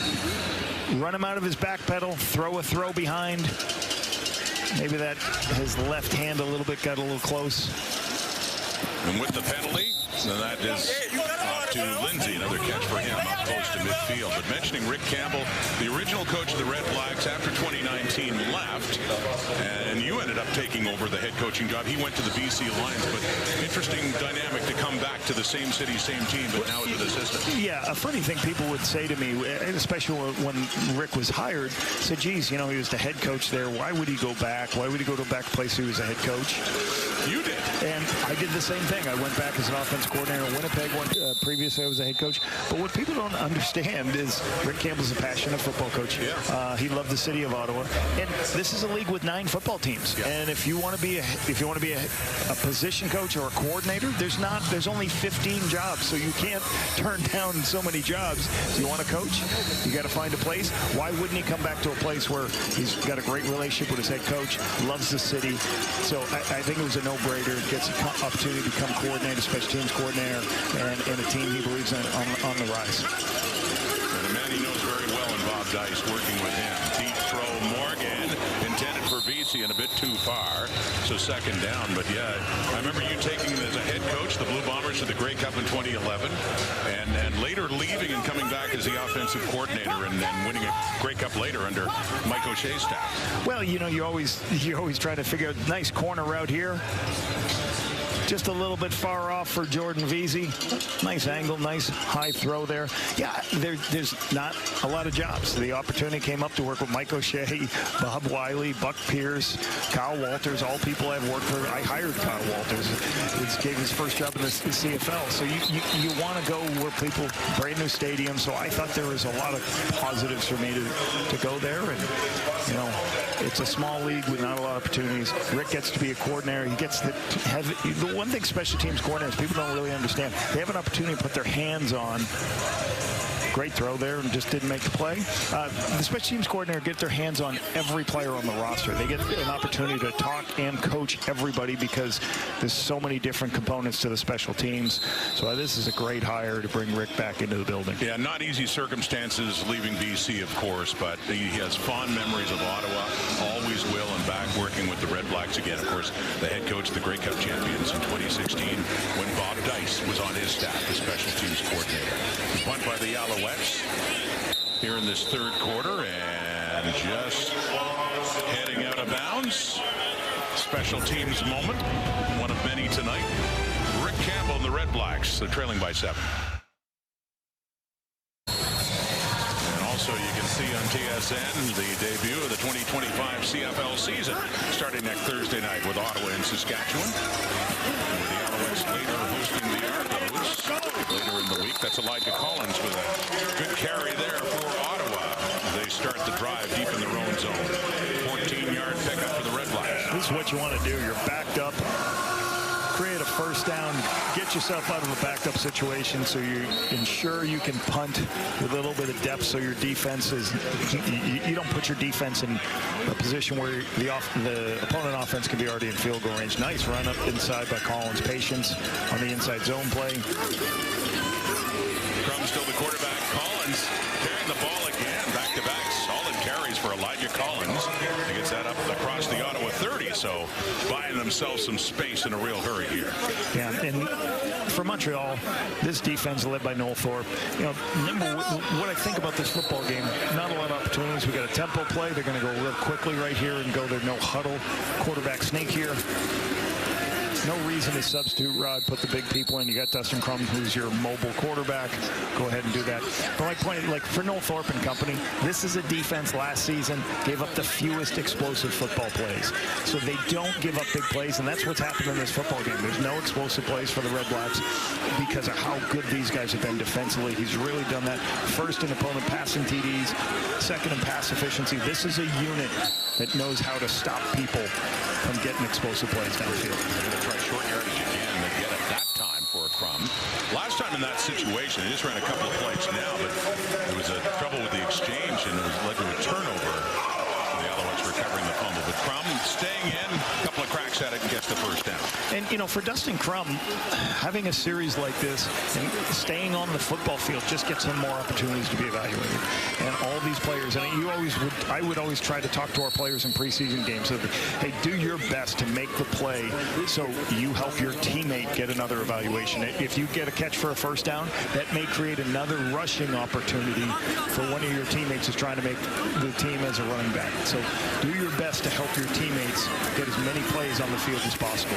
From throwing, as you just saw Drew Brown in civvies looking on, getting ready for the start next week to open up the season. The #1 quarterback, there he is, Brown, and a very good first year as the #1 quarterback with the Ottawa RedBlacks after learning under Zach Collaros and the Winnipeg Blue Bombers. for a couple of years or moving on as a free agent. Yeah, and I think it was important in that game in Winnipeg. I think you called the game where the RedBlacks beat Winnipeg.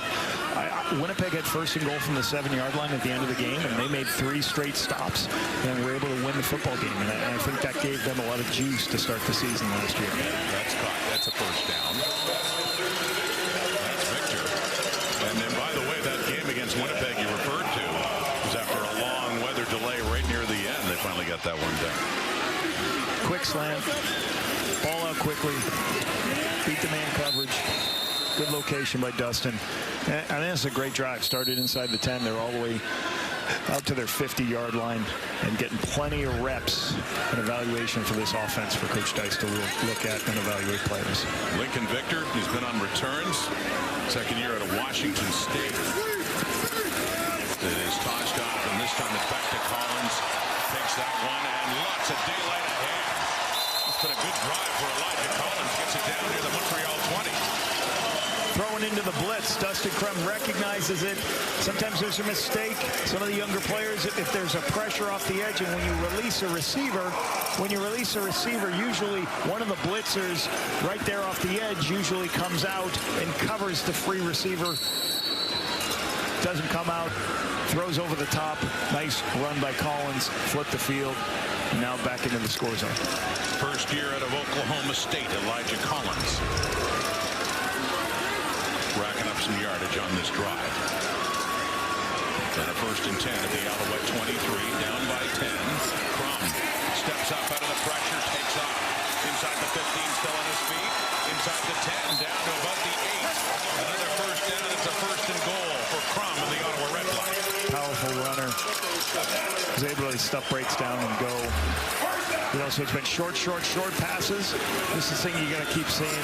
Now, this is what I'm talking about. There's some offensive line players that are trying to get evaluated, but, you know, Dustin had nowhere to go with the football. You'll see a defensive lineman show up right now, so he's got to take off and go.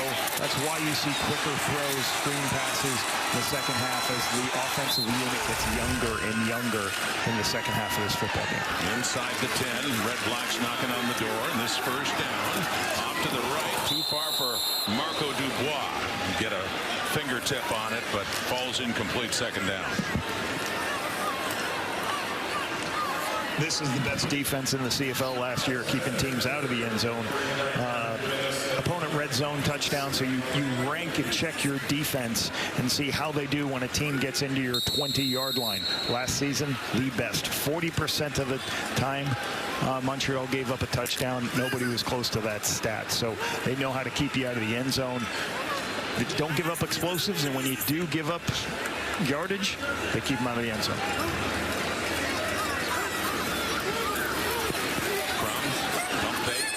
Take off again. Now he gets it inside the 5, down to about the 3 before he is stopped. But you've a third and goal now. Preseason football. Is this end zone or bust down by 10 points? Looks like the kicking team's going to come out and make it a 7-point game.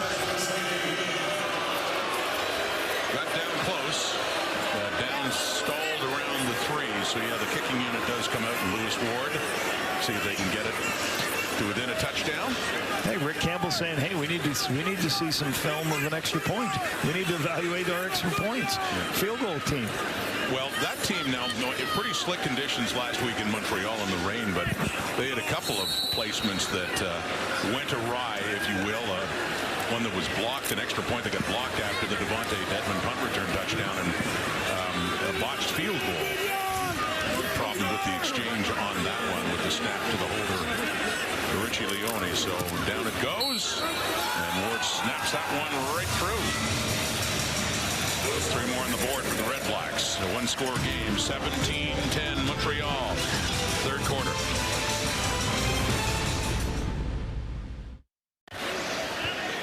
Back in Ottawa, Rod Smith, Paul LaPolice, Matthew Shinetti for this last preseason game for the Alouettes and the Ottawa RedBlacks. Regular season begins next week. Preseason ends tonight right across the Canadian Football League. This is James Morgan, number 16, the quarterback for the Alouettes. He's got a lot of reps in this one tonight. Caleb Evans was the starter, but I've seen a lot of Morgan starting in that second quarter. Still in and throwing and Waiting two inside the 50. 45 for Jose Barbone, who gets that all the way down to the Ottawa 42. Zone read, RPO. You're going to see him break out here. There's going to be a curl. There's going to be a guy on the flat from right there.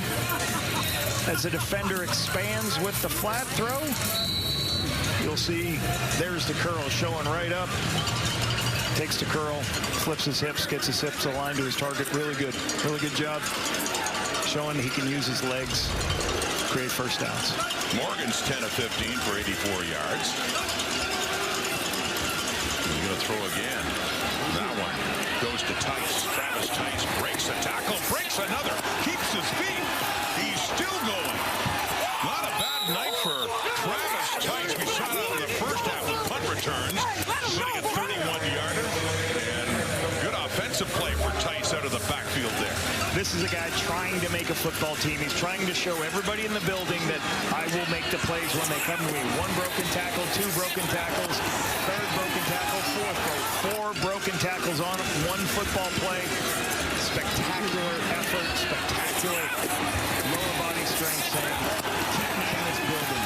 You will not regret me being in this organization. He has shown some toughness tonight. Travis Tice of South Dakota. 1st and 10 at the Ottawa 15. End zone look Morgan for Veazey. Touchdown. Veazey hangs on. Celebrates a CFL preseason TD. Another guy that had an impressive camp and is trying to crack this roster. The beauty of the Canadian Football League is we got 20-yard end zones, Rod. Makes you defend. So as you get closer, makes you defend the whole width of the field and the depth of the field. Right here, Veazey gets behind. Easy throw, get behind Lamont, DeAndre Lamont, and one-handed makes a great play to go up and get it. Great location. Good recognition by Morgan to see that one-on-one on the perimeter on the outside to the field 2 receiver. Like the way you put that, from easy to Veazey. And a touchdown for Montreal, and that touchdown pass for James Morgan. Now thrown for 126 yards in this one. I mean, if James Morgan has showed up and said, "Hey, listen, I can be a pretty good drop-back thrower. Give me opportunities. I'm going to be able to move the football. I'm going to be able to put the ball in different spots." Joshua Hutley, the point after. Jordan Veazey from James Morgan. The Alouettes make it a 2-score game again. Another touchdown, Montreal.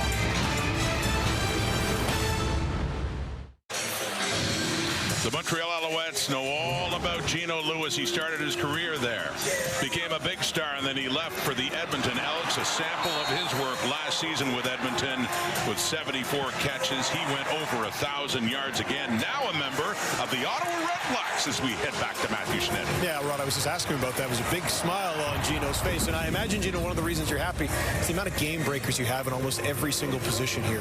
What's camp been like, kind of acclimating to the culture here, but also measuring yourself against some guys like Alonzo Wadai, especially in their secondary? Yeah, man, it's been amazing, man. Like, just coming to Ottawa and with the RedBlacks, man, they embraced me so much since I've been here. They in practice every day, like offense and defense. Anytime I make catches, they raising the roof and things. So I'm just really grateful to have some great teammates, man, and just feel really, really appreciated that I'm here. No one doubts your talent, but at this point in your career, in your early 30s, I know how badly you want to win and how badly you want to win. What are the ingredients here that are going to help not just you, but this whole team get there? Yeah, the first thing I would think is motivation, the focus, and just the sense of urgency that we all need to have, man. We all have to understand that as this game keeps getting years after year, it gets harder and harder. So I know, for me, I want to help the young guys, and I'm going to need their help. And just as a team, we all understand the focus and the main goal, and that's the Grey Cup. Speaking of young guys, I got to take you back to VC's catch right there. I was just asking you before we went on air. Yeah. Put your analyst hat on, Gino. Tell me what you thought about that grab. That's a hell of a catch, man. I can't even lie. That was a great ball, too. Put it in the back of the corner. But, this is the time right now. This preseason games, man, guys are, playing for their life, man. Things are going to be different for guys tomorrow. And this is the time where you go out here these last 30 minutes, man, and give everything you got to make these teams. Do you remember when you made your mark on this league? Can you remember it even now? I do, 100%. ever since 2017, when I got to Montreal, we played Ottawa. We played Ottawa literally, and I had a one-hand catch, left hand on my boy Baltimore that used to play in Ottawa, and that was the #1 play on TSN for like 2 weeks, and that really is what got me in the league. Then and now, still the same Gino. Appreciate you. Yes, thanks a lot, man. Appreciate it. I think I remember that catch. The thing is with Eugene Lewis, there's been a lot of good ones. I was just going to say almost too many that you just remember a single one. Great play. Tyree Adams is the quarterback now for the Ottawa RedBlacks. So Dustin Crum is done. It's a 2nd and 12. And Adams' first possession in there. Now in his 4th season with Ottawa. And that toss goes a little bit high. Tyree Adams, I mean, you have a history with him too. I mean, he came into the CFL when you were the head coach here in Ottawa. You'd liked him for a long time, liked his potential.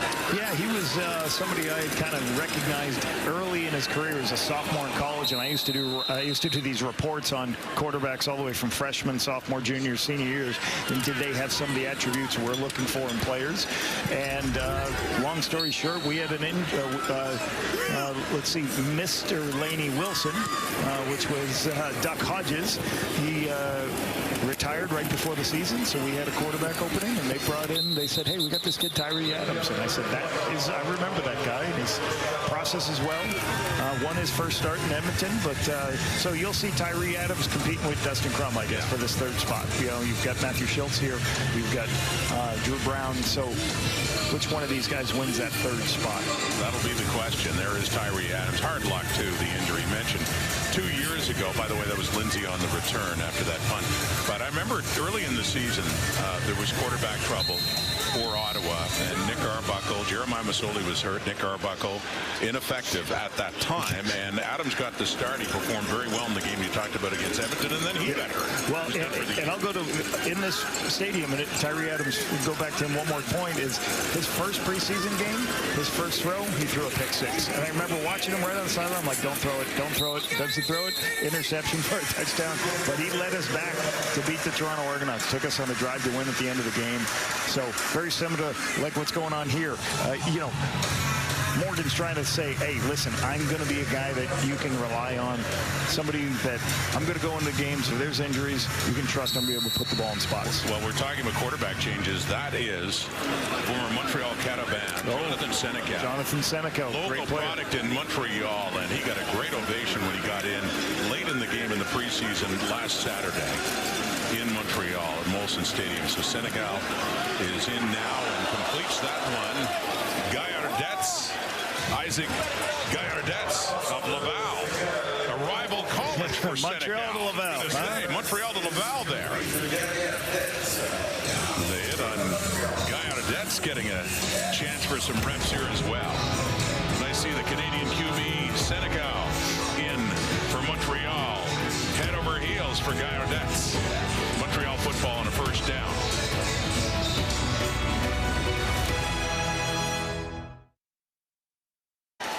The number on the scoreboard doesn't matter as much at this point as the numbers individual players are putting in and their performances. But again, I ask you through 3 quarters what stood out for you. I thought Morgan's been able to throw the football and keep his offense on the field and certainly put the ball in the end zone, that great throw. So you're seeing some young quarterbacks trying to say, hey, I can be in this building, put me in a position to help out. Well, we were talking about Tyree Adams. Jonathan Senecal, great story out of the University of Montreal. The Heck Crichton Trophy winner as the Player of the Year in Canadian University football 2 years ago.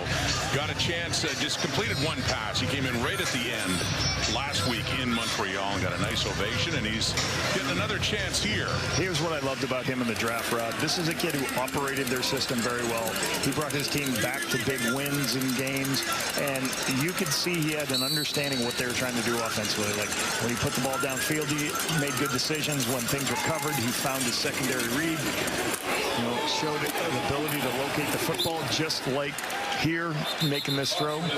So a talented football player winning the Hank Crichton Award. Little sample here. Jonathan Senecal in college and the poise he showed in that Heck Crichton Trophy winning year too, but with the Montreal Cataban. Yeah, and you know he's got the ability to use his legs, but the thing I was impressed with, he threw the ball well. You always talk about having guys, you want Not runners who can throw, Rod. You want throwers who can run. And sometimes guys come up to this league and they don't process information and throw the football. I think he does that very well watching his college tape. And coming in off the edge to take him down for the RedBlacks, that's number 33, DeAndre Lamont on Senecal, who didn't see him coming, so he'll head off. It's good to see Senecal. Like, you know, this is an athletic kid. Just keep him in the building. Keep teaching him systems and allow him to be around Anthony Calvillo, Jason Moss, and this coaching staff will only get better with more time. Senecal off. Joshua Sloan is in to punt it away. The Alouettes up 24-10. Lincoln Victor is the lone one back for the return for Ottawa. Last week, RedBlacks in Montreal beat the Owls 23-7. Montreal with a 14-point lead. Excuse me, that is Victor. He breaks a tackle. Lincoln Victor. Good return going here. Midfield and more. Still going inside the 40, inside the 35. What I love about preseason games, Rod, is the energy that's played by some of these guys. They understand I'm not getting a lot of opportunities. Victor here gets around the wall, bounces it back outside, stiff arm. I love seeing these young guys getting their opportunity, trying to make the most of their plays, creating some opportunities to miss, trying to, like I said, we're not building starters right here. We're building guys to be on the practice squad and in the building that eventually can become starters. So great return by Victor. Great setup by the special teams, by the punt return team too. So with Lincoln Victor's return, it gets inside the Alouette 40 and a first down now. Tyree Adams at quarterback for the RedBlacks. Handing off to Samuels. Jalen Samuels on the run left. And he is tackled by Taiwan Mullen, who got the start at strong side linebacker for the Owls after a gain of 5. Mullen, nice open field tackle. Run the ball carrier down for a short gain.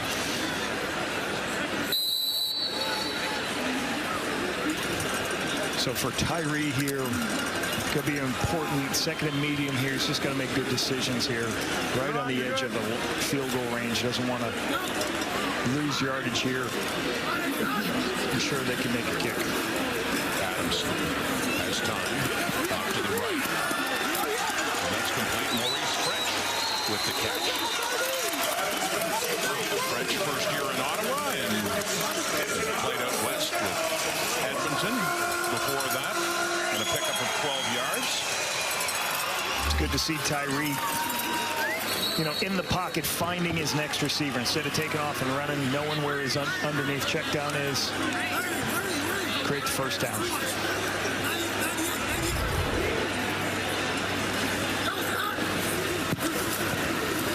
From the 22, Samuels, who had a 23-yard touchdown run at Molson Stadium in Montreal last week. It's going to be second down. It's going to be second down. RedBlacks in that victory and has the carry there. It's going to be about a 2nd and 7 here for Tyree. So second and long. See if he can get them to convert here. Again, Tyree processes. What I liked about Tyree Adams, he made a decision. He threw the ball quickly, Rod.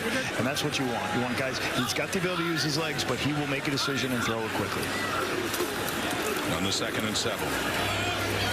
That's caught. Wide open receiver. Got up for a moment and then down. Inside the 5 for a first and goal. Good. And that's one of the Laurier receivers. They had signed him as a free agent. That's Rayton Thorne went to Wilfrid Laurier. Good vision.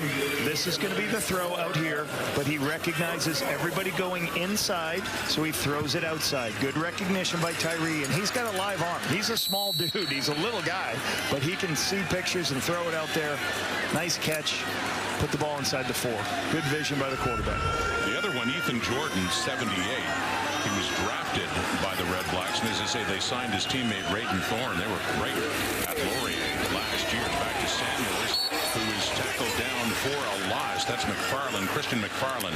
That good defensive play there for Montreal. Yeah, the closer you get to this goal line round, the more you're going to get pressure. So you got to pressure McFarland off the edge coming with a pressure, and they just don't get to that player. They come this way. He comes right off this edge. He's a free player. You got to cover your edges as you're closer to this goal line, because usually the defense is going to walk everybody up and bring them. So see now, 2nd and goal. Ottawa trying to get back within a touchdown. 2nd and goal at the Alouette 9. Tyree Adams end zone look. No one there. Closest receiver was Victor. And no, says Taiwan Mullen in on the coverage. Yeah, I think Victor's not sure whether Tyree sees this one-on-one matchup here. He just sees, I'm going to take that one-on-one matchup. And I think Victor's trying to, I don't know, it looks like Victor's running a curl. Tyree's running it like he's got an adjustable route where he can go deep to the back of the end zone. So they'll go for it now at the Alouette 9. And a 3rd and goal. Just over 9 minutes in the 4th quarter to go. Adams flushed out, takes off inside the 5. Touchdown Ottawa. A flag is down in the end zone.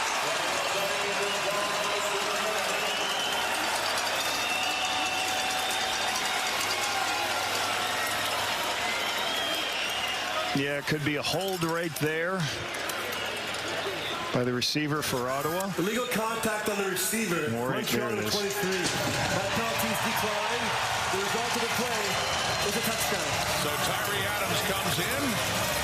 And here in the 4th quarter, Montreal's trying to look at their young players, playing a little bit of man coverage. My young players play man coverage? Problem with man coverage sometimes is these athletic quarterbacks we're seeing today, once they start scrambling, there's nobody for the quarterback. Tyree recognizes that, doesn't trust any throws, takes it off, walks in. That's why you love quarterbacks with mobility. Throwers who've got the ability to run. Nice drive by Tyree. Sid just got the 1 start in 23 before suffering the ACL injury, and his season was over. And last year with Drew Brown, the clear number 1. And Adams got some playing time. Dustin Crummett filled in. And that point after goes wide left by Lewis Ward. So it's Tyjon Lindsay running around. He wants to take it out. And does. And just goes out of bounds.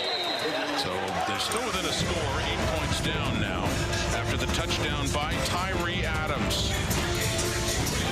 Getting his chance in this final preseason game. We are getting you ready for CFL kickoff Thursday night football, and that'll open things up. The Ottawa RedBlacks at Mosaic Stadium in Regina to face the Saskatchewan Roughriders. The season begins officially 8:30 Eastern, 5:30 Pacific, right here on TSN opening night next Thursday night. Can't wait. Interesting stories we've told you about with the RedBlacks getting back to within 8 points in this preseason game. Tyjon Lindsay, on the return for Montreal. Changes in Saskatchewan as well as the Riders finish up their preseason tonight. 24-16 Montreal, 4th quarter. You see another Alouette receiver in the game now, number 76 there, Ferdinand. That's Kasim Ferdinand. And it's quite a story with him getting a chance to play in a CFL game. His father, the late Denny Ferdinand, was a running back and a very good one, too, for 8 seasons with Montreal, Saskatchewan, and Ottawa. Sadly, Denny passed away back in 2002, just months before his twin boys were born, including Kasim, who learned all about his dad playing in the CFL, and a thrill to be invited to camp by the Alouettes and in the game right now. James Morgan. Kasim Rod was a very good football player for Carleton University. Did a lot of great things. He was their leading punt returner. There's their slot receiver that they used in all their speed sweeps and got him the ball. He was their speed player they wanted to get the ball. A lot of people expect him to be drafted, but good to see him getting an opportunity. And he's from Ottawa, Lapo, but he always cheered for Montreal because that's where the prominent years with the Montreal Concord. Denny Ferdinand, his dad, played, so it's nice to see him, and you know, for his family too, a thrill just, to be in a CFL game. There he is, 76, and heading off now on a third down. But I remember Denny Ferdinand, a solid running back with the Concord, later the old Ottawa Rough Riders, back when they went by that name in Saskatchewan as well. And this is what's difficult for these guys at the end of the game. Kasim gets in, he blocks on one play, there's a pass on the other, but they don't stay on the field, he's off the field. And that's why you're always talking to your guys like, hey, get as many plays as you can, help each other out, locate the football so other guys can get touches.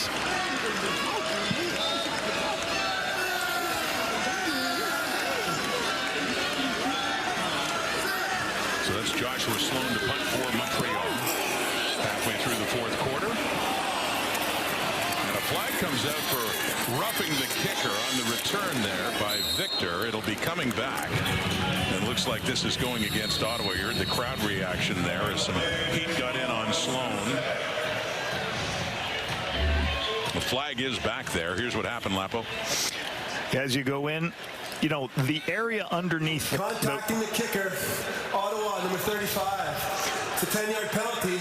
Makes it a first down for Montreal. You see here, Collins doesn't touch the plant leg, but he doesn't touch his kicking leg. But the area underneath where the punter's landing, that's an area where you cannot be because that's protected area for the punter. Collins is underneath it and gets his, gets his hands on gets his body on the legs of the of the punter. So that gives them the automatic first down. So you just got to be careful as he comes in.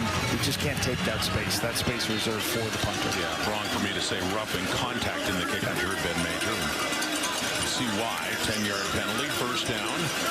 So Tanner Nelms now the running back for Montreal as they keep the ball. Throwing across. That is complete. That's Shedler Furbius with his first catch of this game. Furbius in his third year competing for one of those roster spots as a depth receiver, but another flag is down.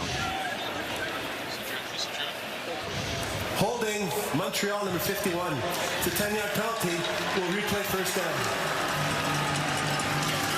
Vincent Mullen here getting the holding call. Number 51 at right tackle. You'll see him on the hold. It's his pass setting.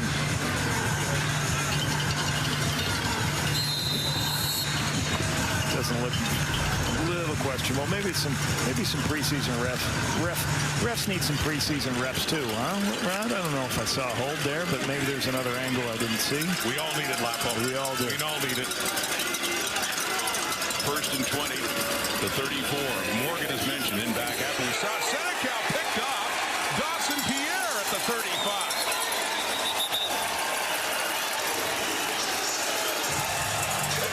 The Morgan pass is taken away. Dawson Pierre, Ottawa football. Late in this game, down 8 points.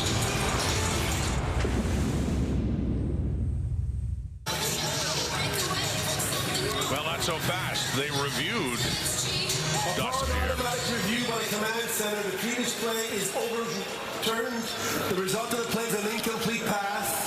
It's going to be second down and 10 for Montreal. So no pick for Pierre. Reached down for it. Looked like he might have had the pick, but the replay says otherwise. Yeah, and as we know, all turnovers going to be reviewed by command center. So good job by the command center. Making it a second and extra now, though. There we go. There's the command center. Get everybody in there. Getting set, too, for start of a new season from the 34 to second and 20 now. And that is caught by Kasim Ferdinand. Nice catch for Gets the catch. Pretty cool. The son of Denny Ferdinand. He said the family was tearful when they knew that he had a chance to go to Alouettes camp after not being drafted. Product of Carleton University here in Ottawa. Got himself a CFL catch in this preseason game. Yeah, a bunch of people below us were clapping for him. Probably some friends from Carleton University. And great career at Carleton. And now hoping to keep extending.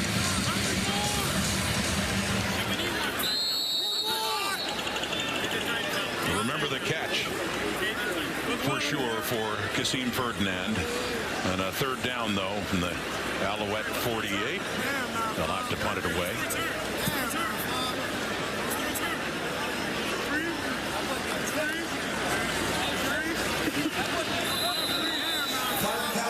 possession. Montreal number 72. It's going to be a 5-yard penalty. It's still third down. So once again, this is the second time count that happened on a punt. That's because not enough men on the field. Somebody, one of the younger guys who's probably playing defense or getting an opportunity to play, forgets he's on special teams. So you see both teams tonight took a time count so they can get 12 men on the field.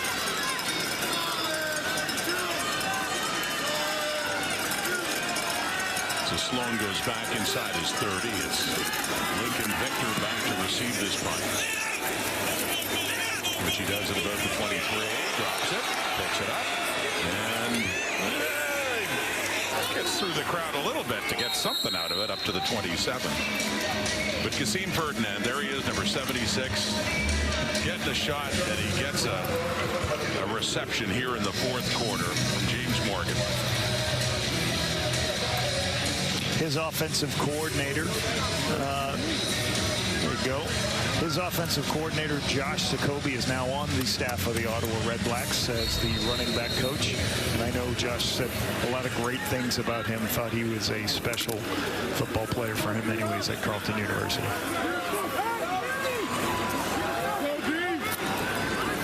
So a 1st and 10 for the RedBlacks now at their own 27, down by 8. Tyree Adams. The pass, deep ball, and it's a bit too far. That's intended there for Victor. Oh, fell out of his shoe. So fast, fell out of his shoe. Little problem with the footwear right there for French. Flip it. Got to get somebody else. Look at that. Slid right out of it. Somebody get the equipment guy over there. That ain't good. Quite a cut there by Maurice French. Change direction. Losing the sole of the shoe.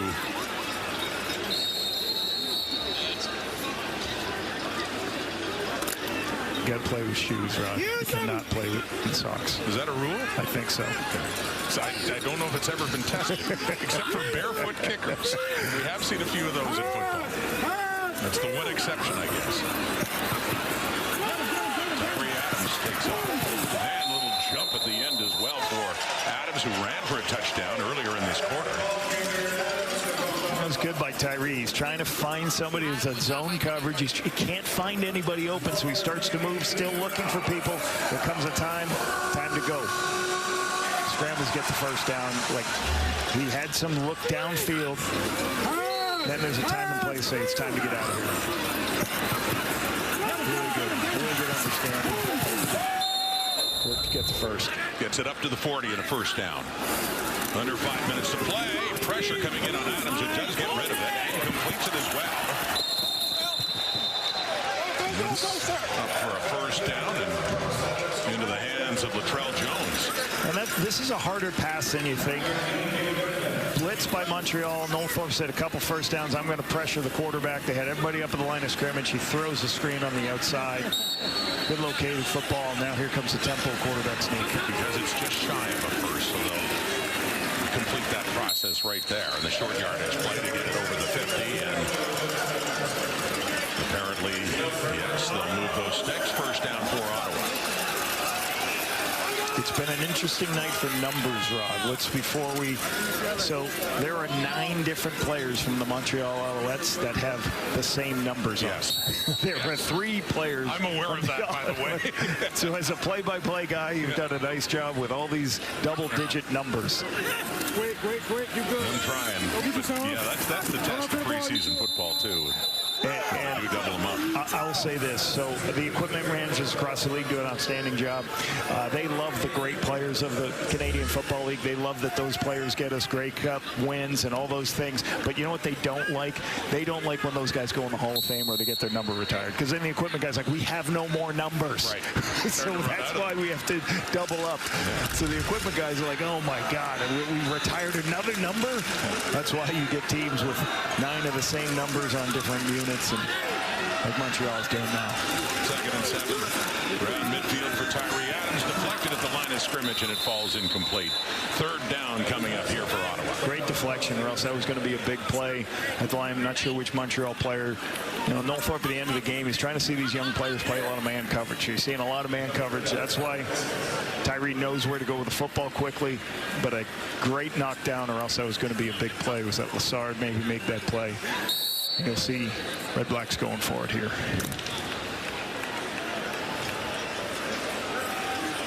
Barely 3 minutes to go. Ottawa on 3rd down, 3rd and 7 around midfield. Down by 8 points. Pressure coming, knocked down at the line again. So a turnover on downs emphatically, with Bryce Cosby coming in and putting some heat there on Tyree Adams. A turnover on downs, and the Montreal offense is back on the field again.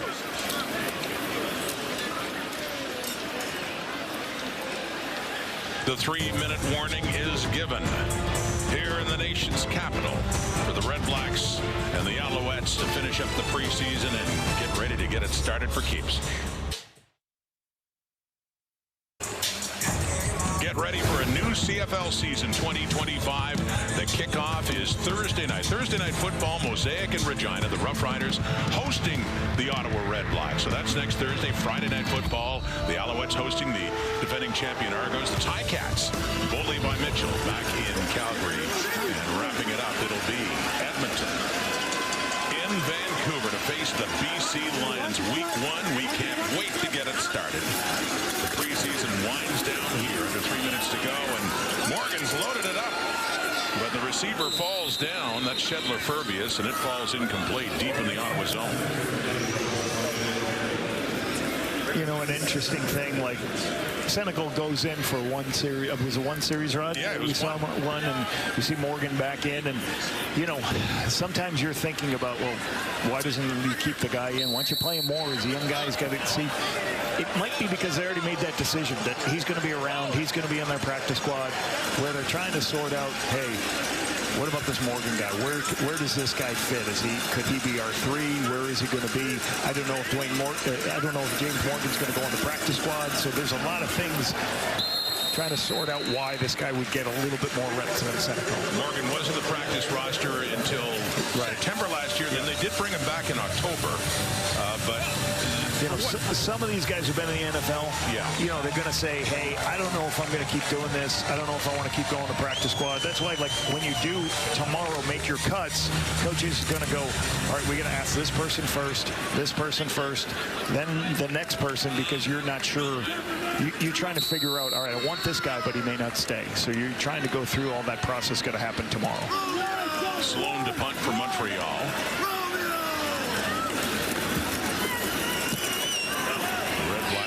Take it deep in their zone.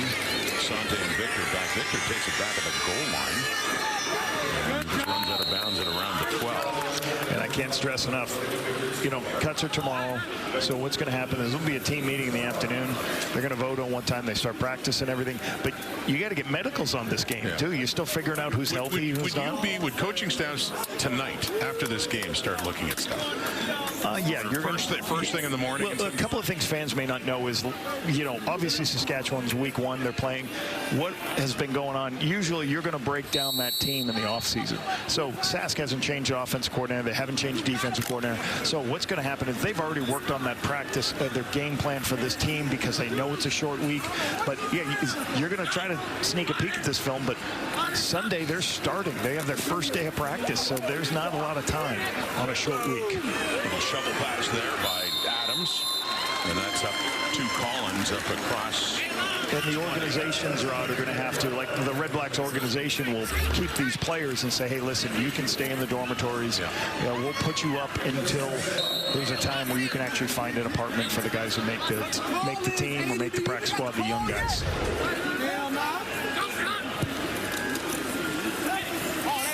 Nice hard run there. He's had a few of them. It's pro football. I mean, I get it. But difficult process when you see someone that has really made an impression on you, but that you just can't keep them. How difficult can that be on a coach? You know, there's a lot of things you try to do. Like, I know when I was here, Sean Burke and I, like, we did not want to cut players. We went to the hotel where the players were staying, and we went to because we didn't want the players to walk 10 minutes. Because when they get that call, they know what's happening. Right. We want to be there right for them. So it's a difficult time for a lot of these guys. Please reset the clock to 2:02, and please reset the 20-second clock. Thank you. But you do understand that this is a change business, and you have to be comfortable to be in change. And you know, it's certainly not for some of these guys. It's goodbye, but doesn't mean they're not going to be friends. Some of these guys are going to go to other teams. Some of these guys are going to get called back when there's injuries. Right. So you just want to, you know, I always try to treat the players as best as you can. They understand cuts are coming, but treat them the best way you can through the process. There's someone that's made an impression tonight, Tice, both on special teams and from the backfield, and a limited number of touches. And there have been others too, but let it suffice to say, in 2 weeks' time, before week 2 and Friday night here in Ottawa, these two teams meet again, and the faces will certainly be different. Most of the starters did not play in this one tonight for both teams. Yeah, Caleb Evans had a really nice night. 2 touchdown passes, one rushing, one throwing. There he is. And, you know, and James Morgan had a nice night. Well, yeah, the numbers, I was going to say, for what it's worth, Morgan 12 of 19, 126 and a touchdown. And Evans 8 of 11 for 111 and a touchdown.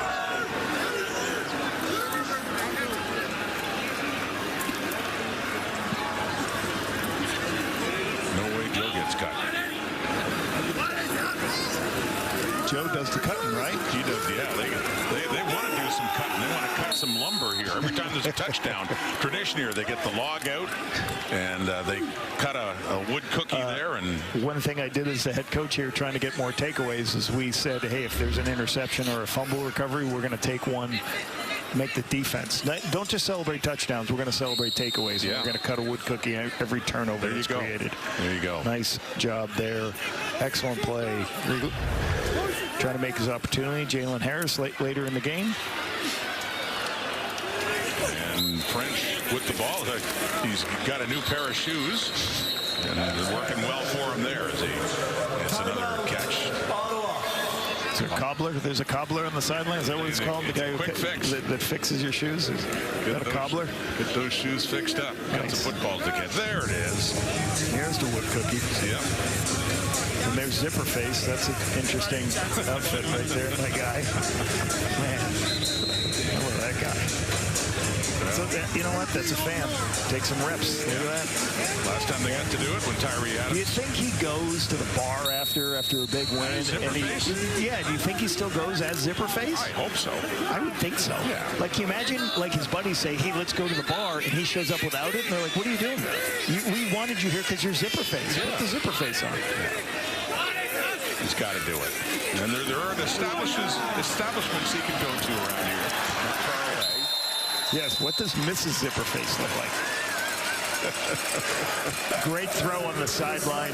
This is one of Ottawa's favorite plays. You throw what I call a bench route, 16 yards to the sideline. Tyree, this is a great throw by Tyree with somebody right in front of him, trying to get this drive at the end of the game.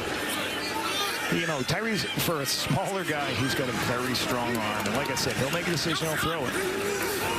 Tyree Adams throwing again.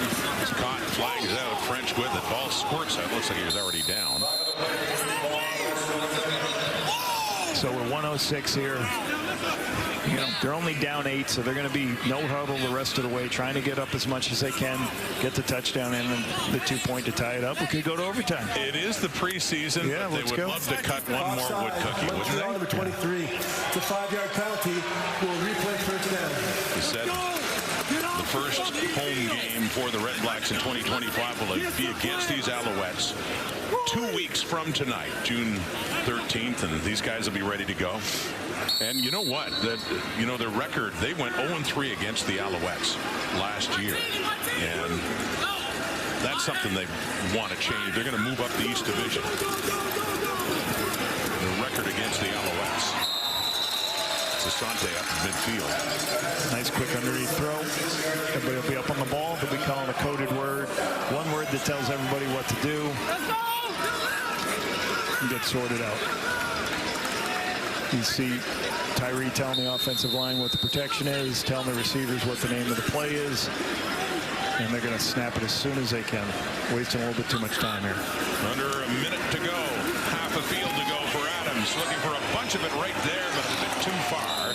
Falling incomplete down at the 25.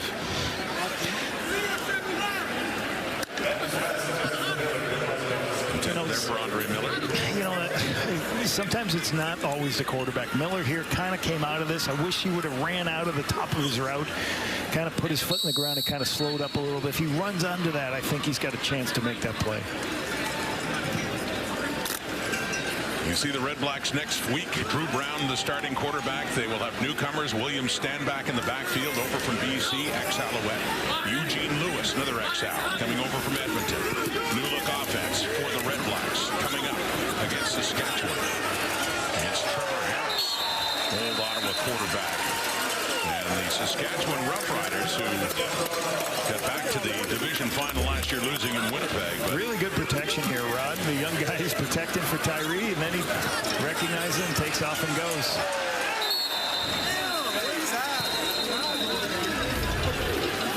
Under 40 seconds now. Too much time. Come on. On the 1st and 10 for Adams. Has plenty of time. Has to shovel it off again for Collins. Down around the 40. And incomplete. 25 seconds left, so they got to get at least half. You know, they got a couple of plays, but they got to flip the field here at the 44-yard line. And you're going to get zoned from Noel Thorpe at the end of the game. He's going to say, hey, we'll keep everything in front of us for 2 more football plays. They'll give up the first down. They'll just keep them out of the end zone. He's a fucking 3-tech. There you go. 25 seconds on the second down. Adams under pressure and throws it away. So not many chances left now with 17 seconds on the clock. They got a third down coming up here at the Alouette 44. As time ticks away at this CFL preseason. And certainly for, you know, I know the RedBlacks do want to get a touchdown, but also on a short week, you may let's get this game over with and get to the regular season. Us, we're just here for football, right? We'll take double overtime. Yeah, we don't need the rest. Easy for us to say when we stand up. Yeah, we'll be on planes and going over just to call a game. Yeah, our producer Chris Edwards reminding us there would be no overtime if Ottawa somehow comes back. No, they'll accept it as a tie. Yes. And I'm sure everyone would be in agreement. It's a turnover on down, so Academic now with 12 seconds on the clock. And the Alouettes. Good shit, fellas. Way to finish. Set to call it a 1-1 preseason with the RedBlacks after Ottawa won last Saturday.